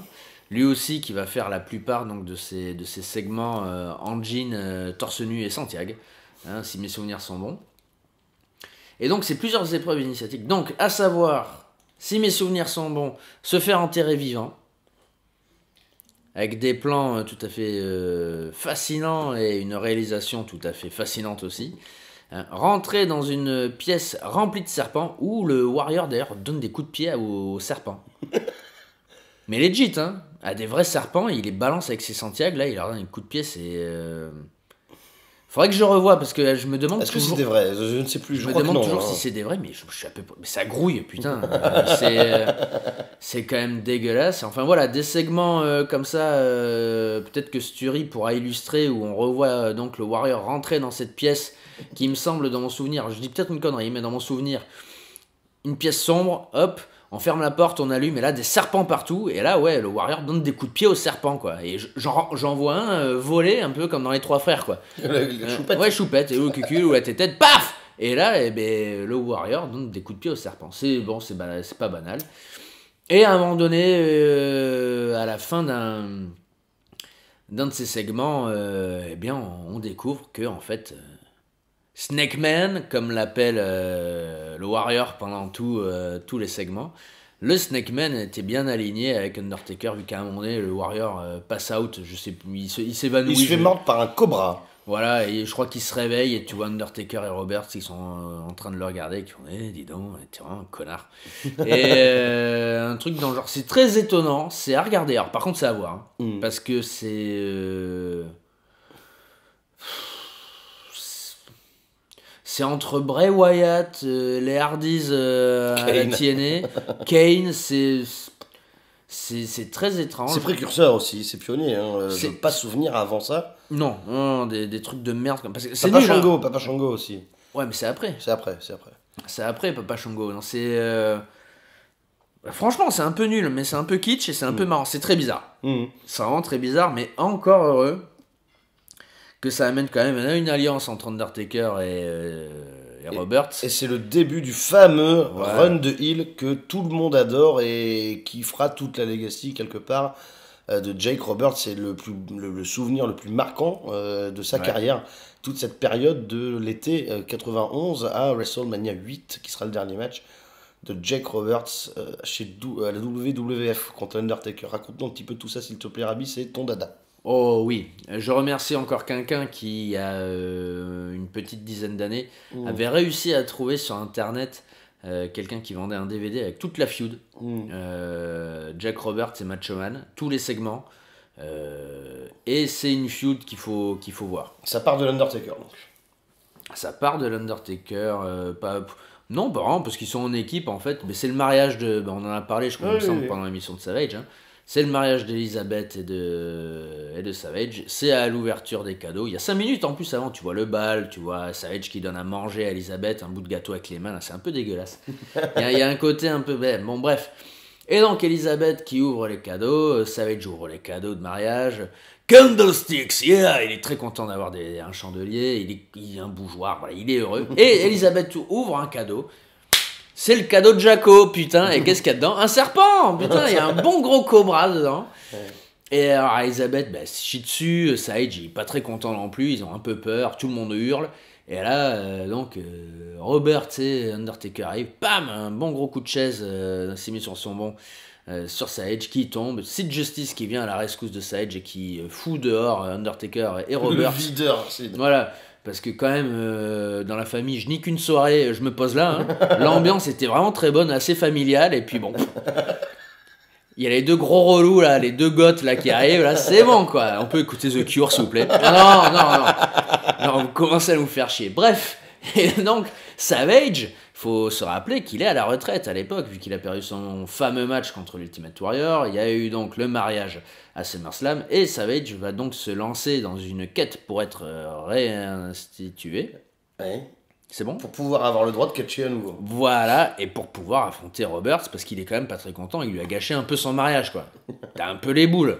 Voilà, il a les glandes, Savage. Et donc, Roberts va le provoquer...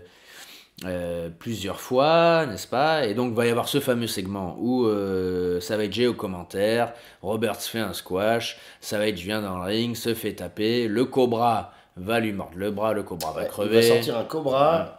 Il y avait eu Jake Roberts dans la journée avant pour rassurer Savage. J'avais dit à Savage, écoute, regarde, je te montre, le cobra me mord la jambe. Donc il avait montré à Savage que le cobra en effet a mordu la jambe de Jake Roberts, mais il n'y a pas de venin, et toutes les heures, genre, Savage paniqué, aller voir s'il n'y a pas d'effet secondaire, quoi, tu vois, s'il n'y a pas de l'urticaire, dégonflement.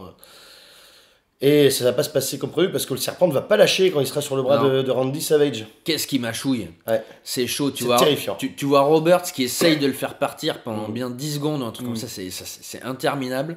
Et non, le serpent, il mâchouille tranquillou le bras de Savage, Savage qui vend comme un dieu. Et alors là, bon... Et à ce moment-là, vu que c'est allé trop loin, la WWF décide qu'il n'y aura plus de serpents à la télé. Ouais. C'est pour ça que après Jake Roberts va se servir de... par contre, que Jack Tunney va dire à Roberts, tu es interdit de serpents. Tu n'as plus le droit d'apporter des serpents au ring, et ça va être capital pour la suite à Tuesday in Texas. Donc, mon avis. Complètement, vu que ce bon vieux Savage, donc suite à un appui massif des fans aux millions de lettres que Jack Tunney a reçues, qu'il a ouvert Il les a toutes ouvertes. Hein. Il a répondu à chaque lettre. Personnellement, Jack Tunney. Jack Tunney qui était le président à l'écran de la WWF à l'époque. Voilà, mais il s'occupait du Canada. Hein. C'était WWF Canada, en gros, Jack Tunney à l'époque. Mais bon, à l'écran, pour remplacer Vince McMahon, voilà, c'était lui. Donc, il va dire, bah écoute, Randy, ok, tu peux affronter Roberts. Il devait s'affronter aux Series 91, mais il n'était pas encore très en forme, Savage. Bon, il s'était fait mâchouiller le bras, tout ça. Donc, pour This Tuesday in Texas, histoire de vendre un petit peu ce pay-per-view qui était quand même, 3 jours ou une semaine après les Survivor Series 91, tu pourras affronter Roberts à ce moment-là. Et là, c'est un des meilleurs fils rouges de pay-per-view de tous les temps. Hein, il y a une promo de Roberts. Roberts qui fait une promo absolument fascinante où il parle du fait qu'il a les yeux d'un serpent, qu'on voit deux trous noirs dans le ciel quand on regarde son regard. Enfin, un truc absolument incroyable. On passe direct après à Sean Mooney qui interview Randy Savage, ou c'est l'inverse. Non, c'est Sean Mooney avec Roberts et Okerlund avec Savage. On s'en branle. Roberts qui fait... putain, c'est pas vrai. Savage qui fait une promo géniale pour dire qu'il va venger l'honneur d'Elizabeth. Tout ça, que Elizabeth va être hyper contente parce que Roberts avait dit avant que ça allait lui faire du plaisir de voir Elizabeth triste que Savage allait perdre et que quand il allait gagner, il allait être heureux tout d'un coup. Puis hop, Savage tout d'un coup entend la musique de Roberts, il fait Jack Roberts est en train de rentrer dans le ring, ça va être bien, rendez-vous avec la destinée, tu vois. Ça rentre, hop, changement de plan, on voit Roberts qui arrive dans le ring. Savage qui court comme un dératé avec sa grosse plume sur son chapeau, c'est génial. Et donc il l'attaque pendant son entrée, pam, ça dure combien? Ça dure 7 minutes, 8 minutes, ouais. C'est très court. C'est plutôt sympa parce que c'est très intense comme match. Savage gagne avec sa descente du coude, hein, fameuse, n'est-ce pas? Mais Roberts décide que en fait non, c'est pas fini. Enfin, c'est surtout Savage qui veut buter. Ce bon vieux Dave Werlebner enlève le gong des mains de Randy Savage qui allait buter Roberts avec. Roberts en profite pour mettre un DDT, un deuxième, un troisième. Ça, j'avance un petit peu. Hein. Savage ne se relèvera pas. Elizabeth vient pour sauver Savage. Et qu'est-ce que va faire ce salaud de Jacko? Il va en coller une à Elizabeth, quoi. Et alors ça, c'est pas banal. Sur le coup, ça va très très loin. Et c'est hyper cool. Avant d'y revenir, l'histoire du sac de serpent aussi, dans ce segment. Et donc là, il gifle Elizabeth en lui demandant de supplie-moi, c'est bien quand tu me supplies. Ah oui, supplie. Et hop, et là il va chercher, en fait, sous le tablier du ring, il sort son sac de cobra, quoi. Alors, il y a une pop dans la foule, enfin tout le monde est... Ah non, il a son serpent, non. Alors qu'il a plus le droit. Il a plus le droit, hein. Et donc, hop, il met son gant, il commence à ouvrir le sac, là, tout le monde se chie dessus, et là, Jack Tunney, il fait, bon, ça suffit. Il arrive, et là, toute la grandeur de la psychologie de ce truc, c'est que le sac était vide. Parce qu'il l'a fait bien supplier de ne pas le faire. Hein. Ouais, mais en fait, non, il l'a fait supplier avant le serpent. Hein, il sort le serpent quand même après l'avoir baffé, parce qu'il est hyper gratos au final, il l'a baffé, et voilà. Et quand Jack Tunney arrive, c'est génial, quoi. Il fait hey, Jack Roberts, arrête un petit peu. Et t'as Roberts qui sort de ring avec un grand sourire qui essaye de lui. Il va pour lui serrer la main. Il dit salut, ça va, Jack? Tunney, non, ça suffit. Il fait non, mais je te jure, il n'y a pas de serpent, trust me. Il croise son cœur, là, comme ça. Il fait non, il n'y a rien. Le sac était vide, j'ai pas menti. Et après ça, il y a encore 2 promos géniales après le match. De Roberts qui dit qu'il a pris le pied de sa vie. Quand il a baffé Elizabeth, putain, il a pris le pied de sa vie, qui serait prêt à payer pour recommencer, quoi. T'as Okerlund qui est dégoûté, mais c'est pas vrai, mais ta gueule, arrête un petit peu, je pourrais payer pour ça. Et Savage qui fait une promo lui aussi où il se tape, il se fait saigner, là, putain, c'est ma faute, j'ai qu'une merde. Et malheureusement, en gros, le vrai point final de cette feud sera le face turn de l'Undertaker. Est-ce que tu sais pourquoi cette feud n'a pas abouti? Dis-le-moi. Parce que Savage avait fait une promesse aux parents d'Elizabeth, et quelques années auparavant, c'est qu'on ne la taperait jamais. C'est vrai ? Qu'elle n'aurait jamais mal. Jamais. Bah, elle a pas eu mal, il donne un coup de pied incroyable dans le... Mais, Alors, mais la fois d'après, donc il y a eu ce segment, et la Mhm. fois où Savage est allé la fois d'après voir les parents d'Elisabeth, il a été accueilli par le père d'Elisabeth avec un fusil. D'accord. Voilà. Ok. Donc Savage a dit ce serait bien d'arrêter cette rivalité. Voilà, c'est pour ça qu'elle n'a pas abouti. Cette D'accord. feud entre Eh ben, Jake Roberts et Andy Savage. C'est donc, pas banal quand À même. cause de, parents de d'Elisabeth. papa Ouellette. Exact. Hulette. Hulette. Donc papa Hulette, il nous Ouais. a bien cassé les couilles au final. Exactement. Parce que ouais. sa fille, elle a pas eu mal, hein, parce qu'il Mm. il lui met la gifle la plus... Ouais. Alors, faut le voir, hein, vraiment, il tape du pied. Alors, vous savez que les catcheurs tapent du pied pour faire du bruit. Là, c'est même pas qu'il tape du pied, il saute à pieds joints. C'est vraiment pour faire un bruit incroyable. Et tu vois qu'il retient bien son reste. Tu vois que Savage se retourne. Il est censé vendre là son DDT. Mais il tourne la tête quand même pour regarder. Parce qu'il va se dire attends, si tu la touches, je suis sûr qu'il aurait arrêté de vendre. Non, quand même pas. Mais je pense que backstage, ça aurait été chaud. Bon, bref. Et tout ça, ça amène donc à un match au Madison Square Garden, début 92, fin 91. Je sais plus exactement. Début 92, ça doit être février, où Savage gagne contre Roberts. Encore une fois, ils font à peu près le même match qu'à Tuesday in Texas. Il n'a pas gagné beaucoup de matchs dans sa carrière, Jake Roberts aussi, c'est à noter. Oui, dans les gros matchs. Ben, en face, oui, mais en heel.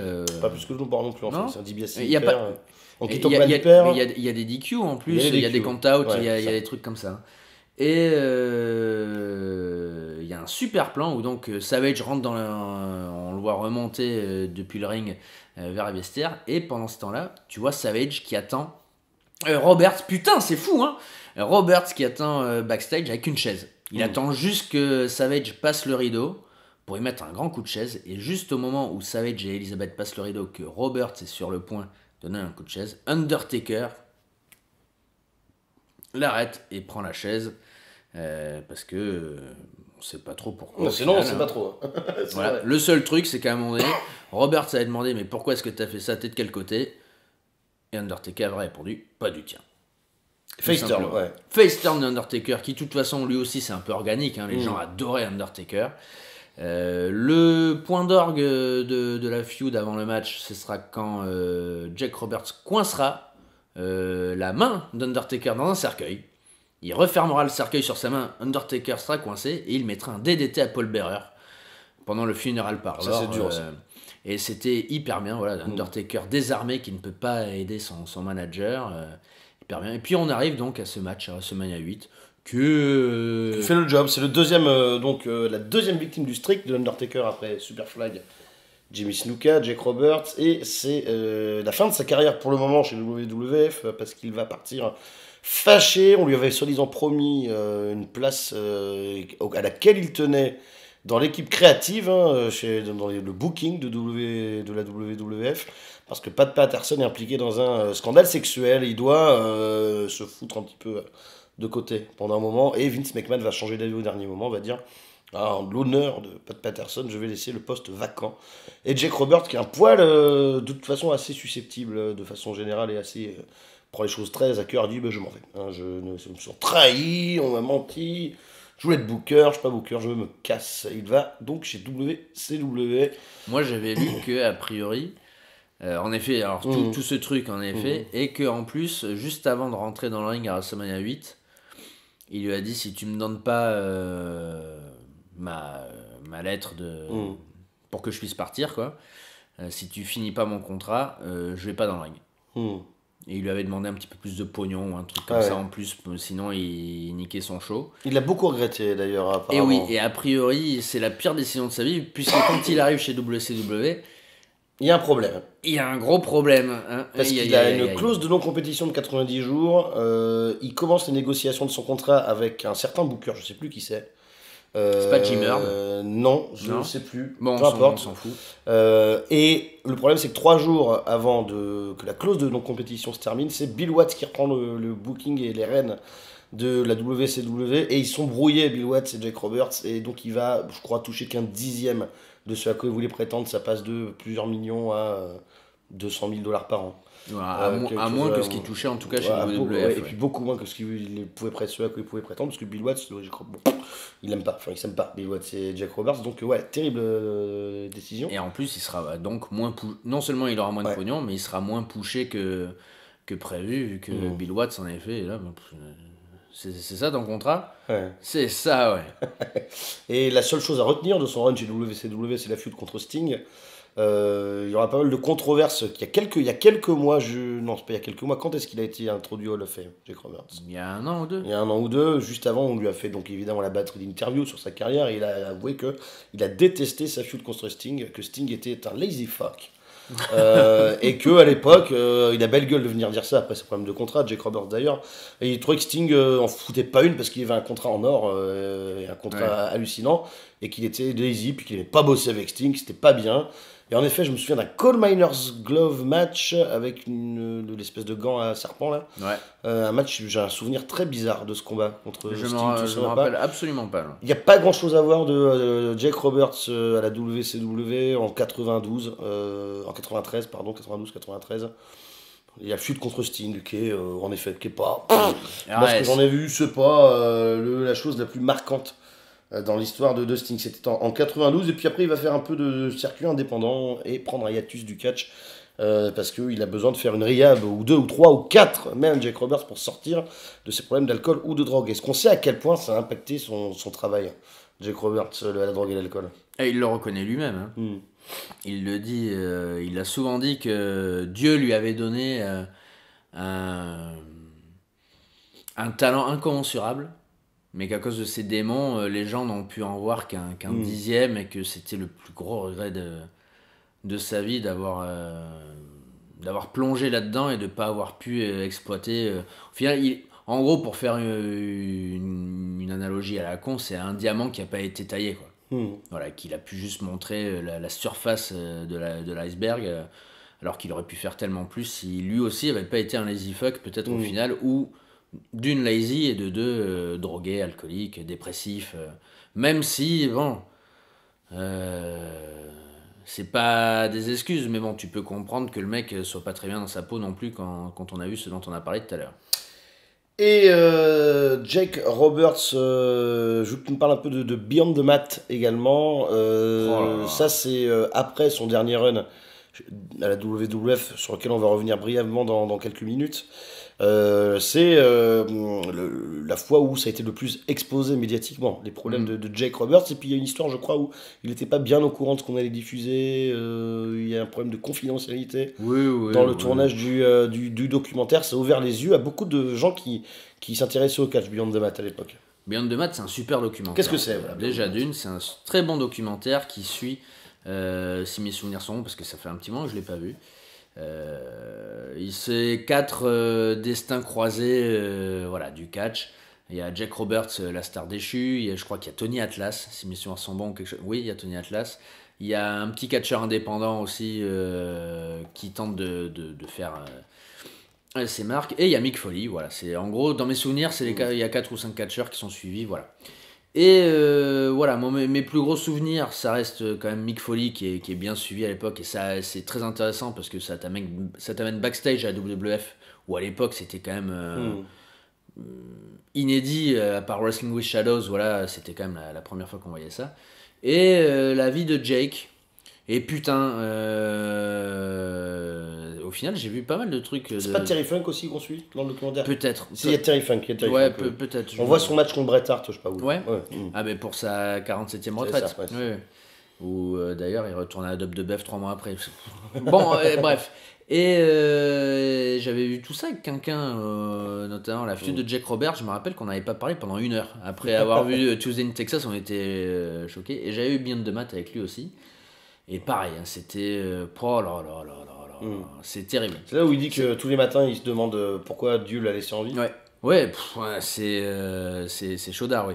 De ne pas vouloir se réveiller le matin parce il est dégoûté d'être encore vivant parce qu'il s'est aperçu qu'il a gâché non seulement sa carrière chez WWF à l'époque et qu'il a gâché sa vie personnelle. Je crois qu'il a 8 enfants, Jake Roberts, un truc comme ça. Il en a eu 8. Ah ouais? Ouais. Je sais pas s'il n'a pas 2 paires de jumeaux ou un truc comme ça. Enfin, bon, je sais pas. Et tout le point en fait du documentaire Beyond the Mat sur Jake, c'est sa re-rencontre avec sa fille. Il essaye de reprendre contact avec sa fille et il promet d'être sobre, d'arrêter la dope, tout ça, machin. Et bien évidemment, le jour du rendez-vous avec sa fille, il se pointe pas parce qu'il s'est fait un shot d'héros, ou je sais pas, ou de la coke, ou n'importe quoi, mais il se réveille pas. Et bon, c'est horrible à voir. Si vous avez pas le moral, faut pas regarder Beyond the Mat, parce que c'est terrible. Tu l'entends dire, à un moment donné, il dit I'm fucked up. Où il sait très clairement que c'est plus possible pour lui, quoi, qui va en finir. Et c'est là où tu te dis, quand tu le vois aujourd'hui, le mec est un putain de rescapé en 20 ans, en 15-20 ans. Parce que c'est terrible. Vraiment à voir, si vous l'avez pas vu, regardez-le, parce que c'est vraiment poignant et ça prend en trip. Hein. On reviendra à la résurrection de Jake Roberts dans quelques minutes. On va refaire un retour rapide, un retour en arrière sur son dernier run à la WWF. Je sais pas trop dans quelles conditions et dans quel contexte il revient. Jake the Snake Roberts, il revient au Rumble 96. C'est un entrant, un participant surprise. Et il avait déjà un petit peu à l'époque. Oui, je crois. Je sais plus, j'en sais rien. Quand il arrive, ça fait longtemps qu'on l'a vu. Oui. De toute façon. Ouais. Et il, à l'époque, avait un petit peu essayé de faire des efforts de se cleaner un peu dans la vie. Et il avait prêché un petit peu partout autour des États-Unis. Il a trouvé Dieu, c'est un des born again Christians, hein, c'était la mode à l'époque. Il a un nouveau serpent qui s'appelle Révélation, parce qu'ils vont adapter son gimmick à sa vie réelle.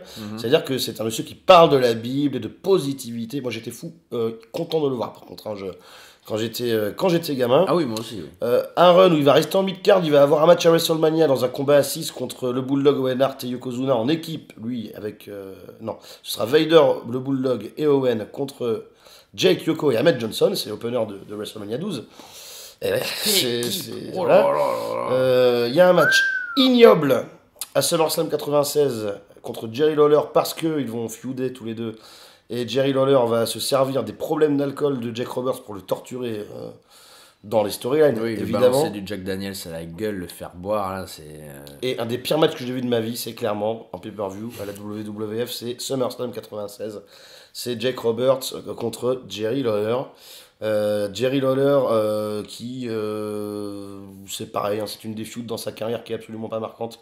Je sais pas ce qu'il leur a pris, c'est comme je sais pas si c'est pas eux qui ont gagné le Meltzer Award de la 96. de la tactique promotionnelle la plus dégueulasse de l'année. Je me demande si c'est pas eux. Ça se peut, mais en même temps, ça aurait pu gagner. En tout cas, c'était un sérieux prétendant au titre. Oui, sur le coup, c'était nul. Ça donne un match de merde. Enfin, Roberts en 96, c'est infect. Hein. Rappelle-toi le pré-show de je sais plus Kalini House contre Tatanka. Oh là là, les amis. Tatanka, Jake Roberts, c'est quelque chose. C'est plus le même, hein, Jake Roberts. C'est plus Ah le même non, du et puis alors, putain, une bedaine. Enfin, j'ai rien contre les bedaines, hein, c'est pas le souci, hein, mais.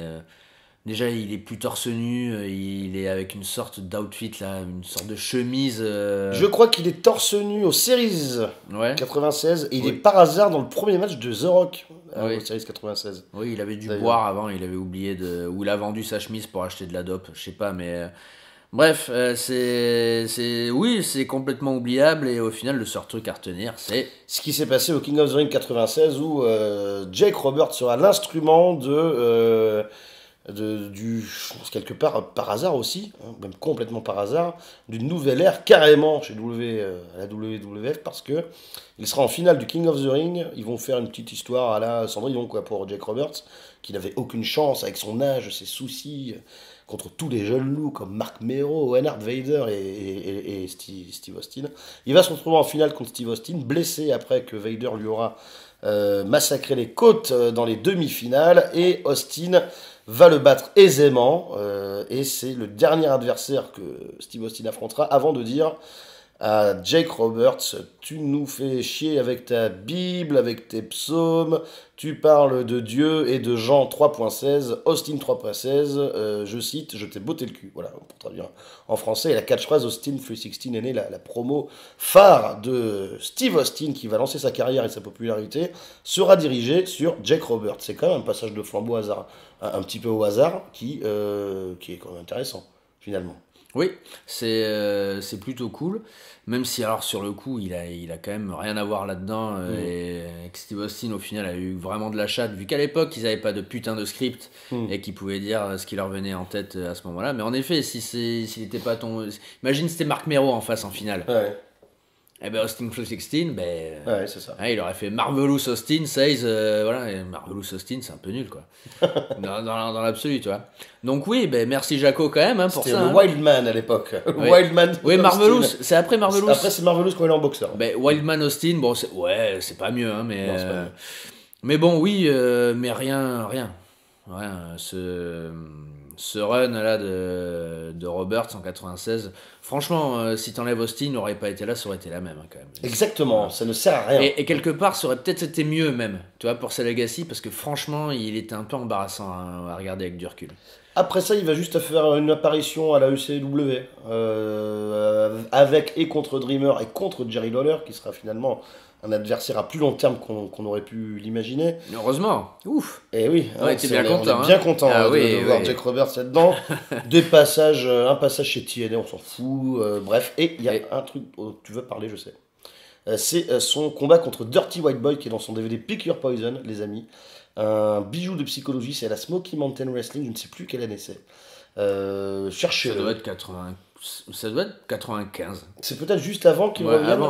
C'est pour se remettre en forme avant la WWF, je pense que c'est 95. Je vais chercher l'info. Début 95, ça doit être début 95 ou quelque chose comme ça, vu qu'après il devient T.L. Hopper, Dirty White Boy devient T.L. Hopper, le plombier. Exactement. À la WWF, vu que tout le monde avait des emplois, c'était le pôle emploi un petit peu à la WWF à l'époque. On va vous payer une petite formation de plombier, un déboueur, voilà, tout ça. Super. Et donc Dirty White Boy, qui est le champion de la Smoky Mountain Wrestling. La promotion de Jim Cornette. Tout à fait.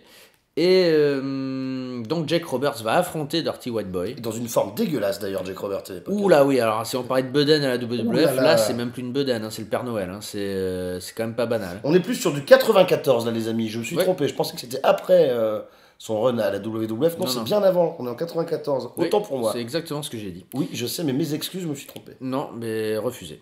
Et donc tout le combat en fait est foutu sur le fait que Dirty White Boy a un œil qui a été endommagé par ce bon vieux Jaco, pour une raison que j'ignore, peut-être de l'alcool dans l'œil, je ne sais pas, ou un pic à glace. Un coup de vent pendant qu'il louchait. je ne sais plus.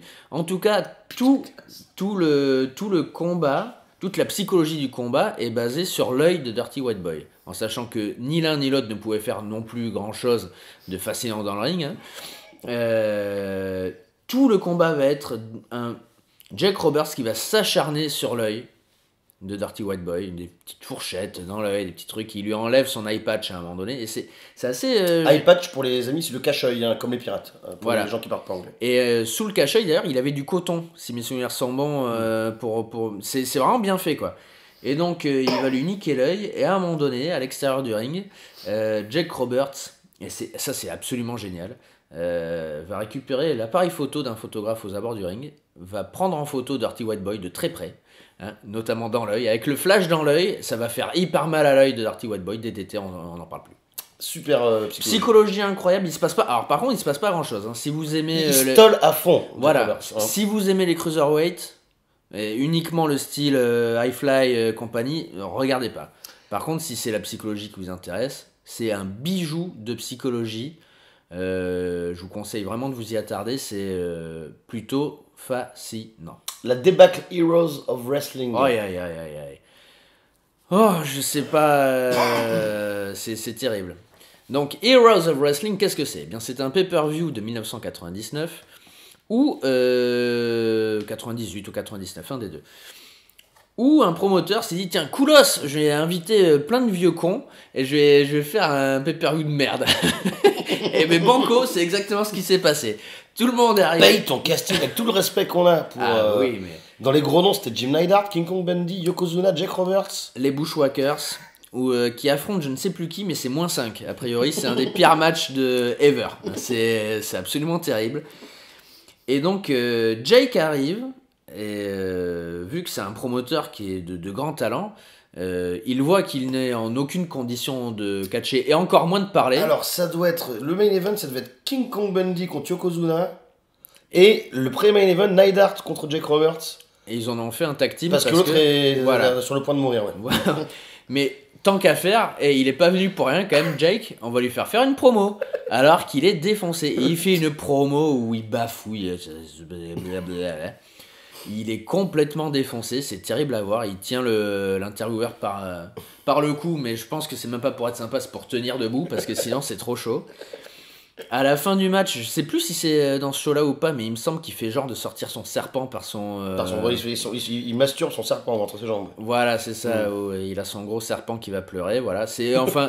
Et entre c'est vraiment une période bénie pour Jake Roberts. Entre Beyond the Mat, entre Heroes of Wrestling 98-99, c'est une période dorée. C'est la période dorée, voilà, de Jake Roberts. Et c'est terrible. Voilà. Et après, il va faire un petit tour où il a TNA, où il va être associé un peu à Raven, qui doit quand même bien se masturber dans l'absolu. Et puis, ma foi, My faith.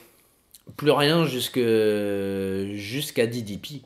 DDP qui est d'ailleurs qui a pas la distinction, mais qui a la chance pour lui, son honneur, que c'est son mentor Jake the Snake Roberts dans le catch. DDP aura il y a quelques années fini par développer un programme de yoga, ça vous le savez tous. Il sera Hall of Fame d'ailleurs de WWE cette année, 2 jours avant WrestleMania, le vendredi qui précède le show, et c'est lui qui va sauver Jake Roberts et Scott Hall de tous leurs démons et les problèmes d'alcool, de drogue. Et je sais pas si tu connais ce programme, comment ça se présente, ce que fait DDP? Alors, c'est un programme de remise en forme à la base, mais je pense qu'eux, ils ont eu... c'est un programme de yoga où tu fais du yoga chez Watt et tu te muscles. A priori, c'est hyper bien. Mick Foley, il a perdu 300 kilos là, récemment. Jericho, à l'époque aussi, il avait perdu quand même tout son alcool avec le DDP yoga. Et... mais par contre, Scott Hall et Jake Roberts, ils sont venus carrément chez DDP. Donc si tu veux, ils ont fait une rehab, une merde. Cure de désintox. Non. C'est une rééducation, si tu veux, plutôt.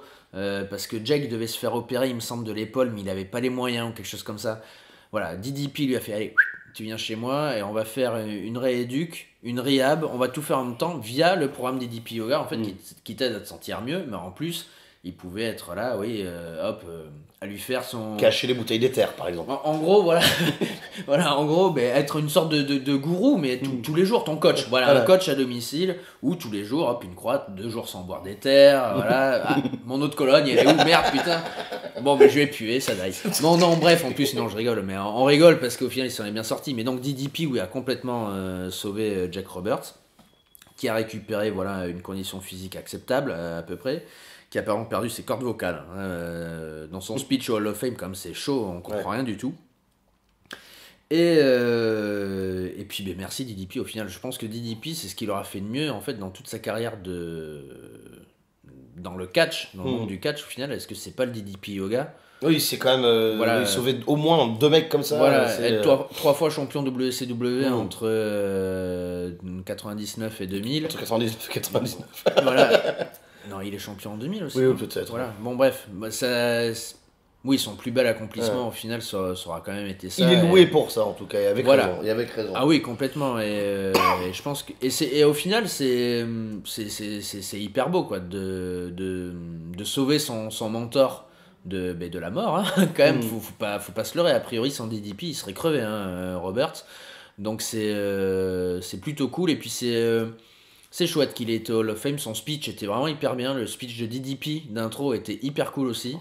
C'était touchant, c'était émouvant. C'était Jake Roberts en fait. Voilà, émouvant. J'ai une citation pour terminer l'émission que j'aime beaucoup de Jake Roberts. Jake Roberts qui revient donc de l'enfer, de la mort, hein, on peut le dire. Qui a une vie ces dernières années qui est sans doute nettement supérieure à n'importe quelle période de sa vie en termes de santé. Même quand il était actif, c'est quand il a eu un cancer au genou. Vers 2014. Il a eu un cancer du genou ? Ouais, et un tumeur au genou cancéreuse.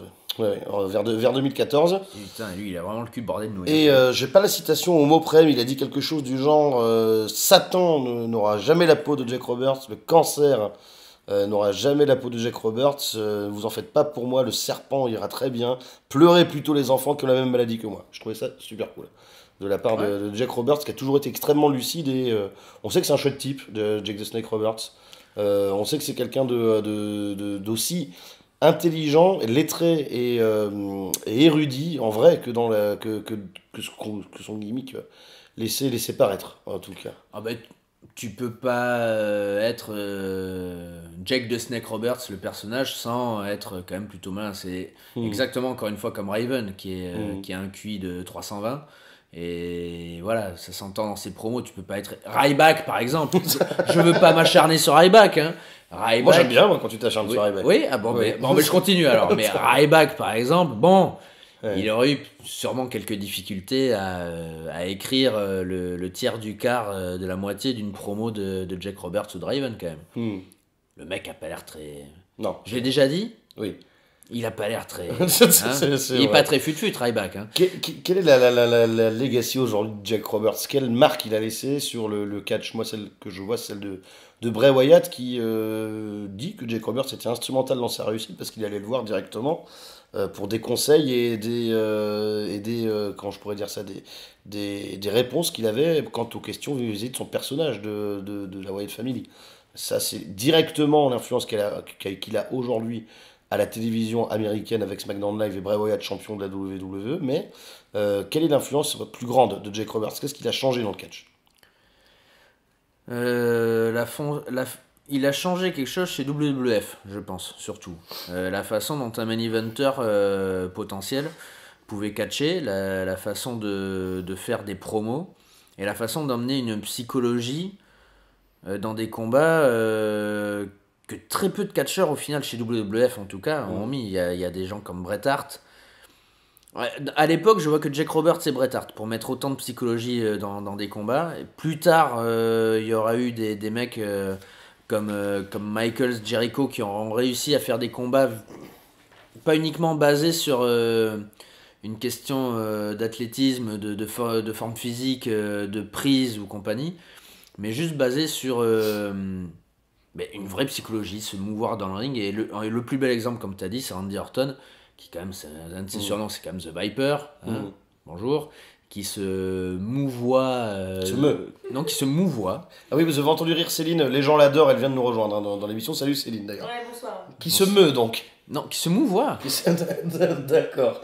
Randy Orton qui se mouvoit comme... À la Jake Roberts, comme on dit en anglais. À la Jake Roberts. À la Jake Roberts. Et c'est plutôt...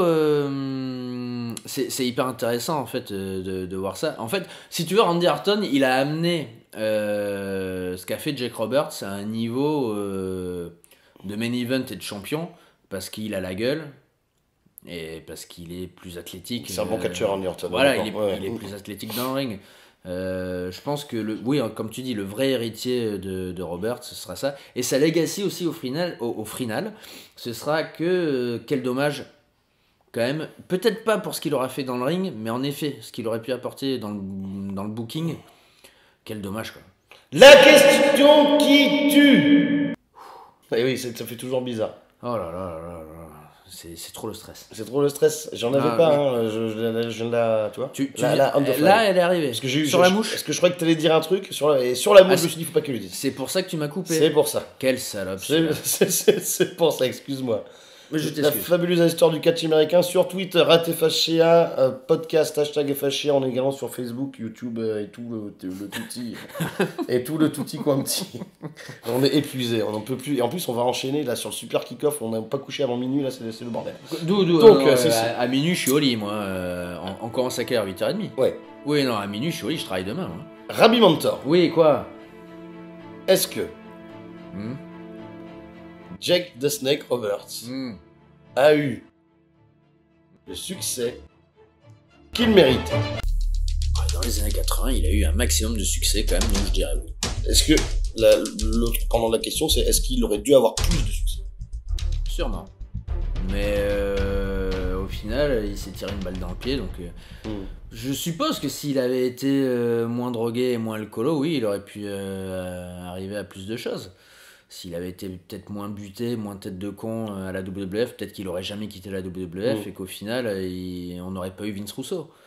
Et que Jim Cornette serait toujours à la WWF. Tu vois, c'est l'effet papillon, hein, au final. Mais je pense qu'In-Ring, oui, il a eu la carrière qu'il méritait, mais que je suis bien déçu qu'on n'ait pas profité d'un esprit créatif et génial comme le sien, plus dans le monde du catch.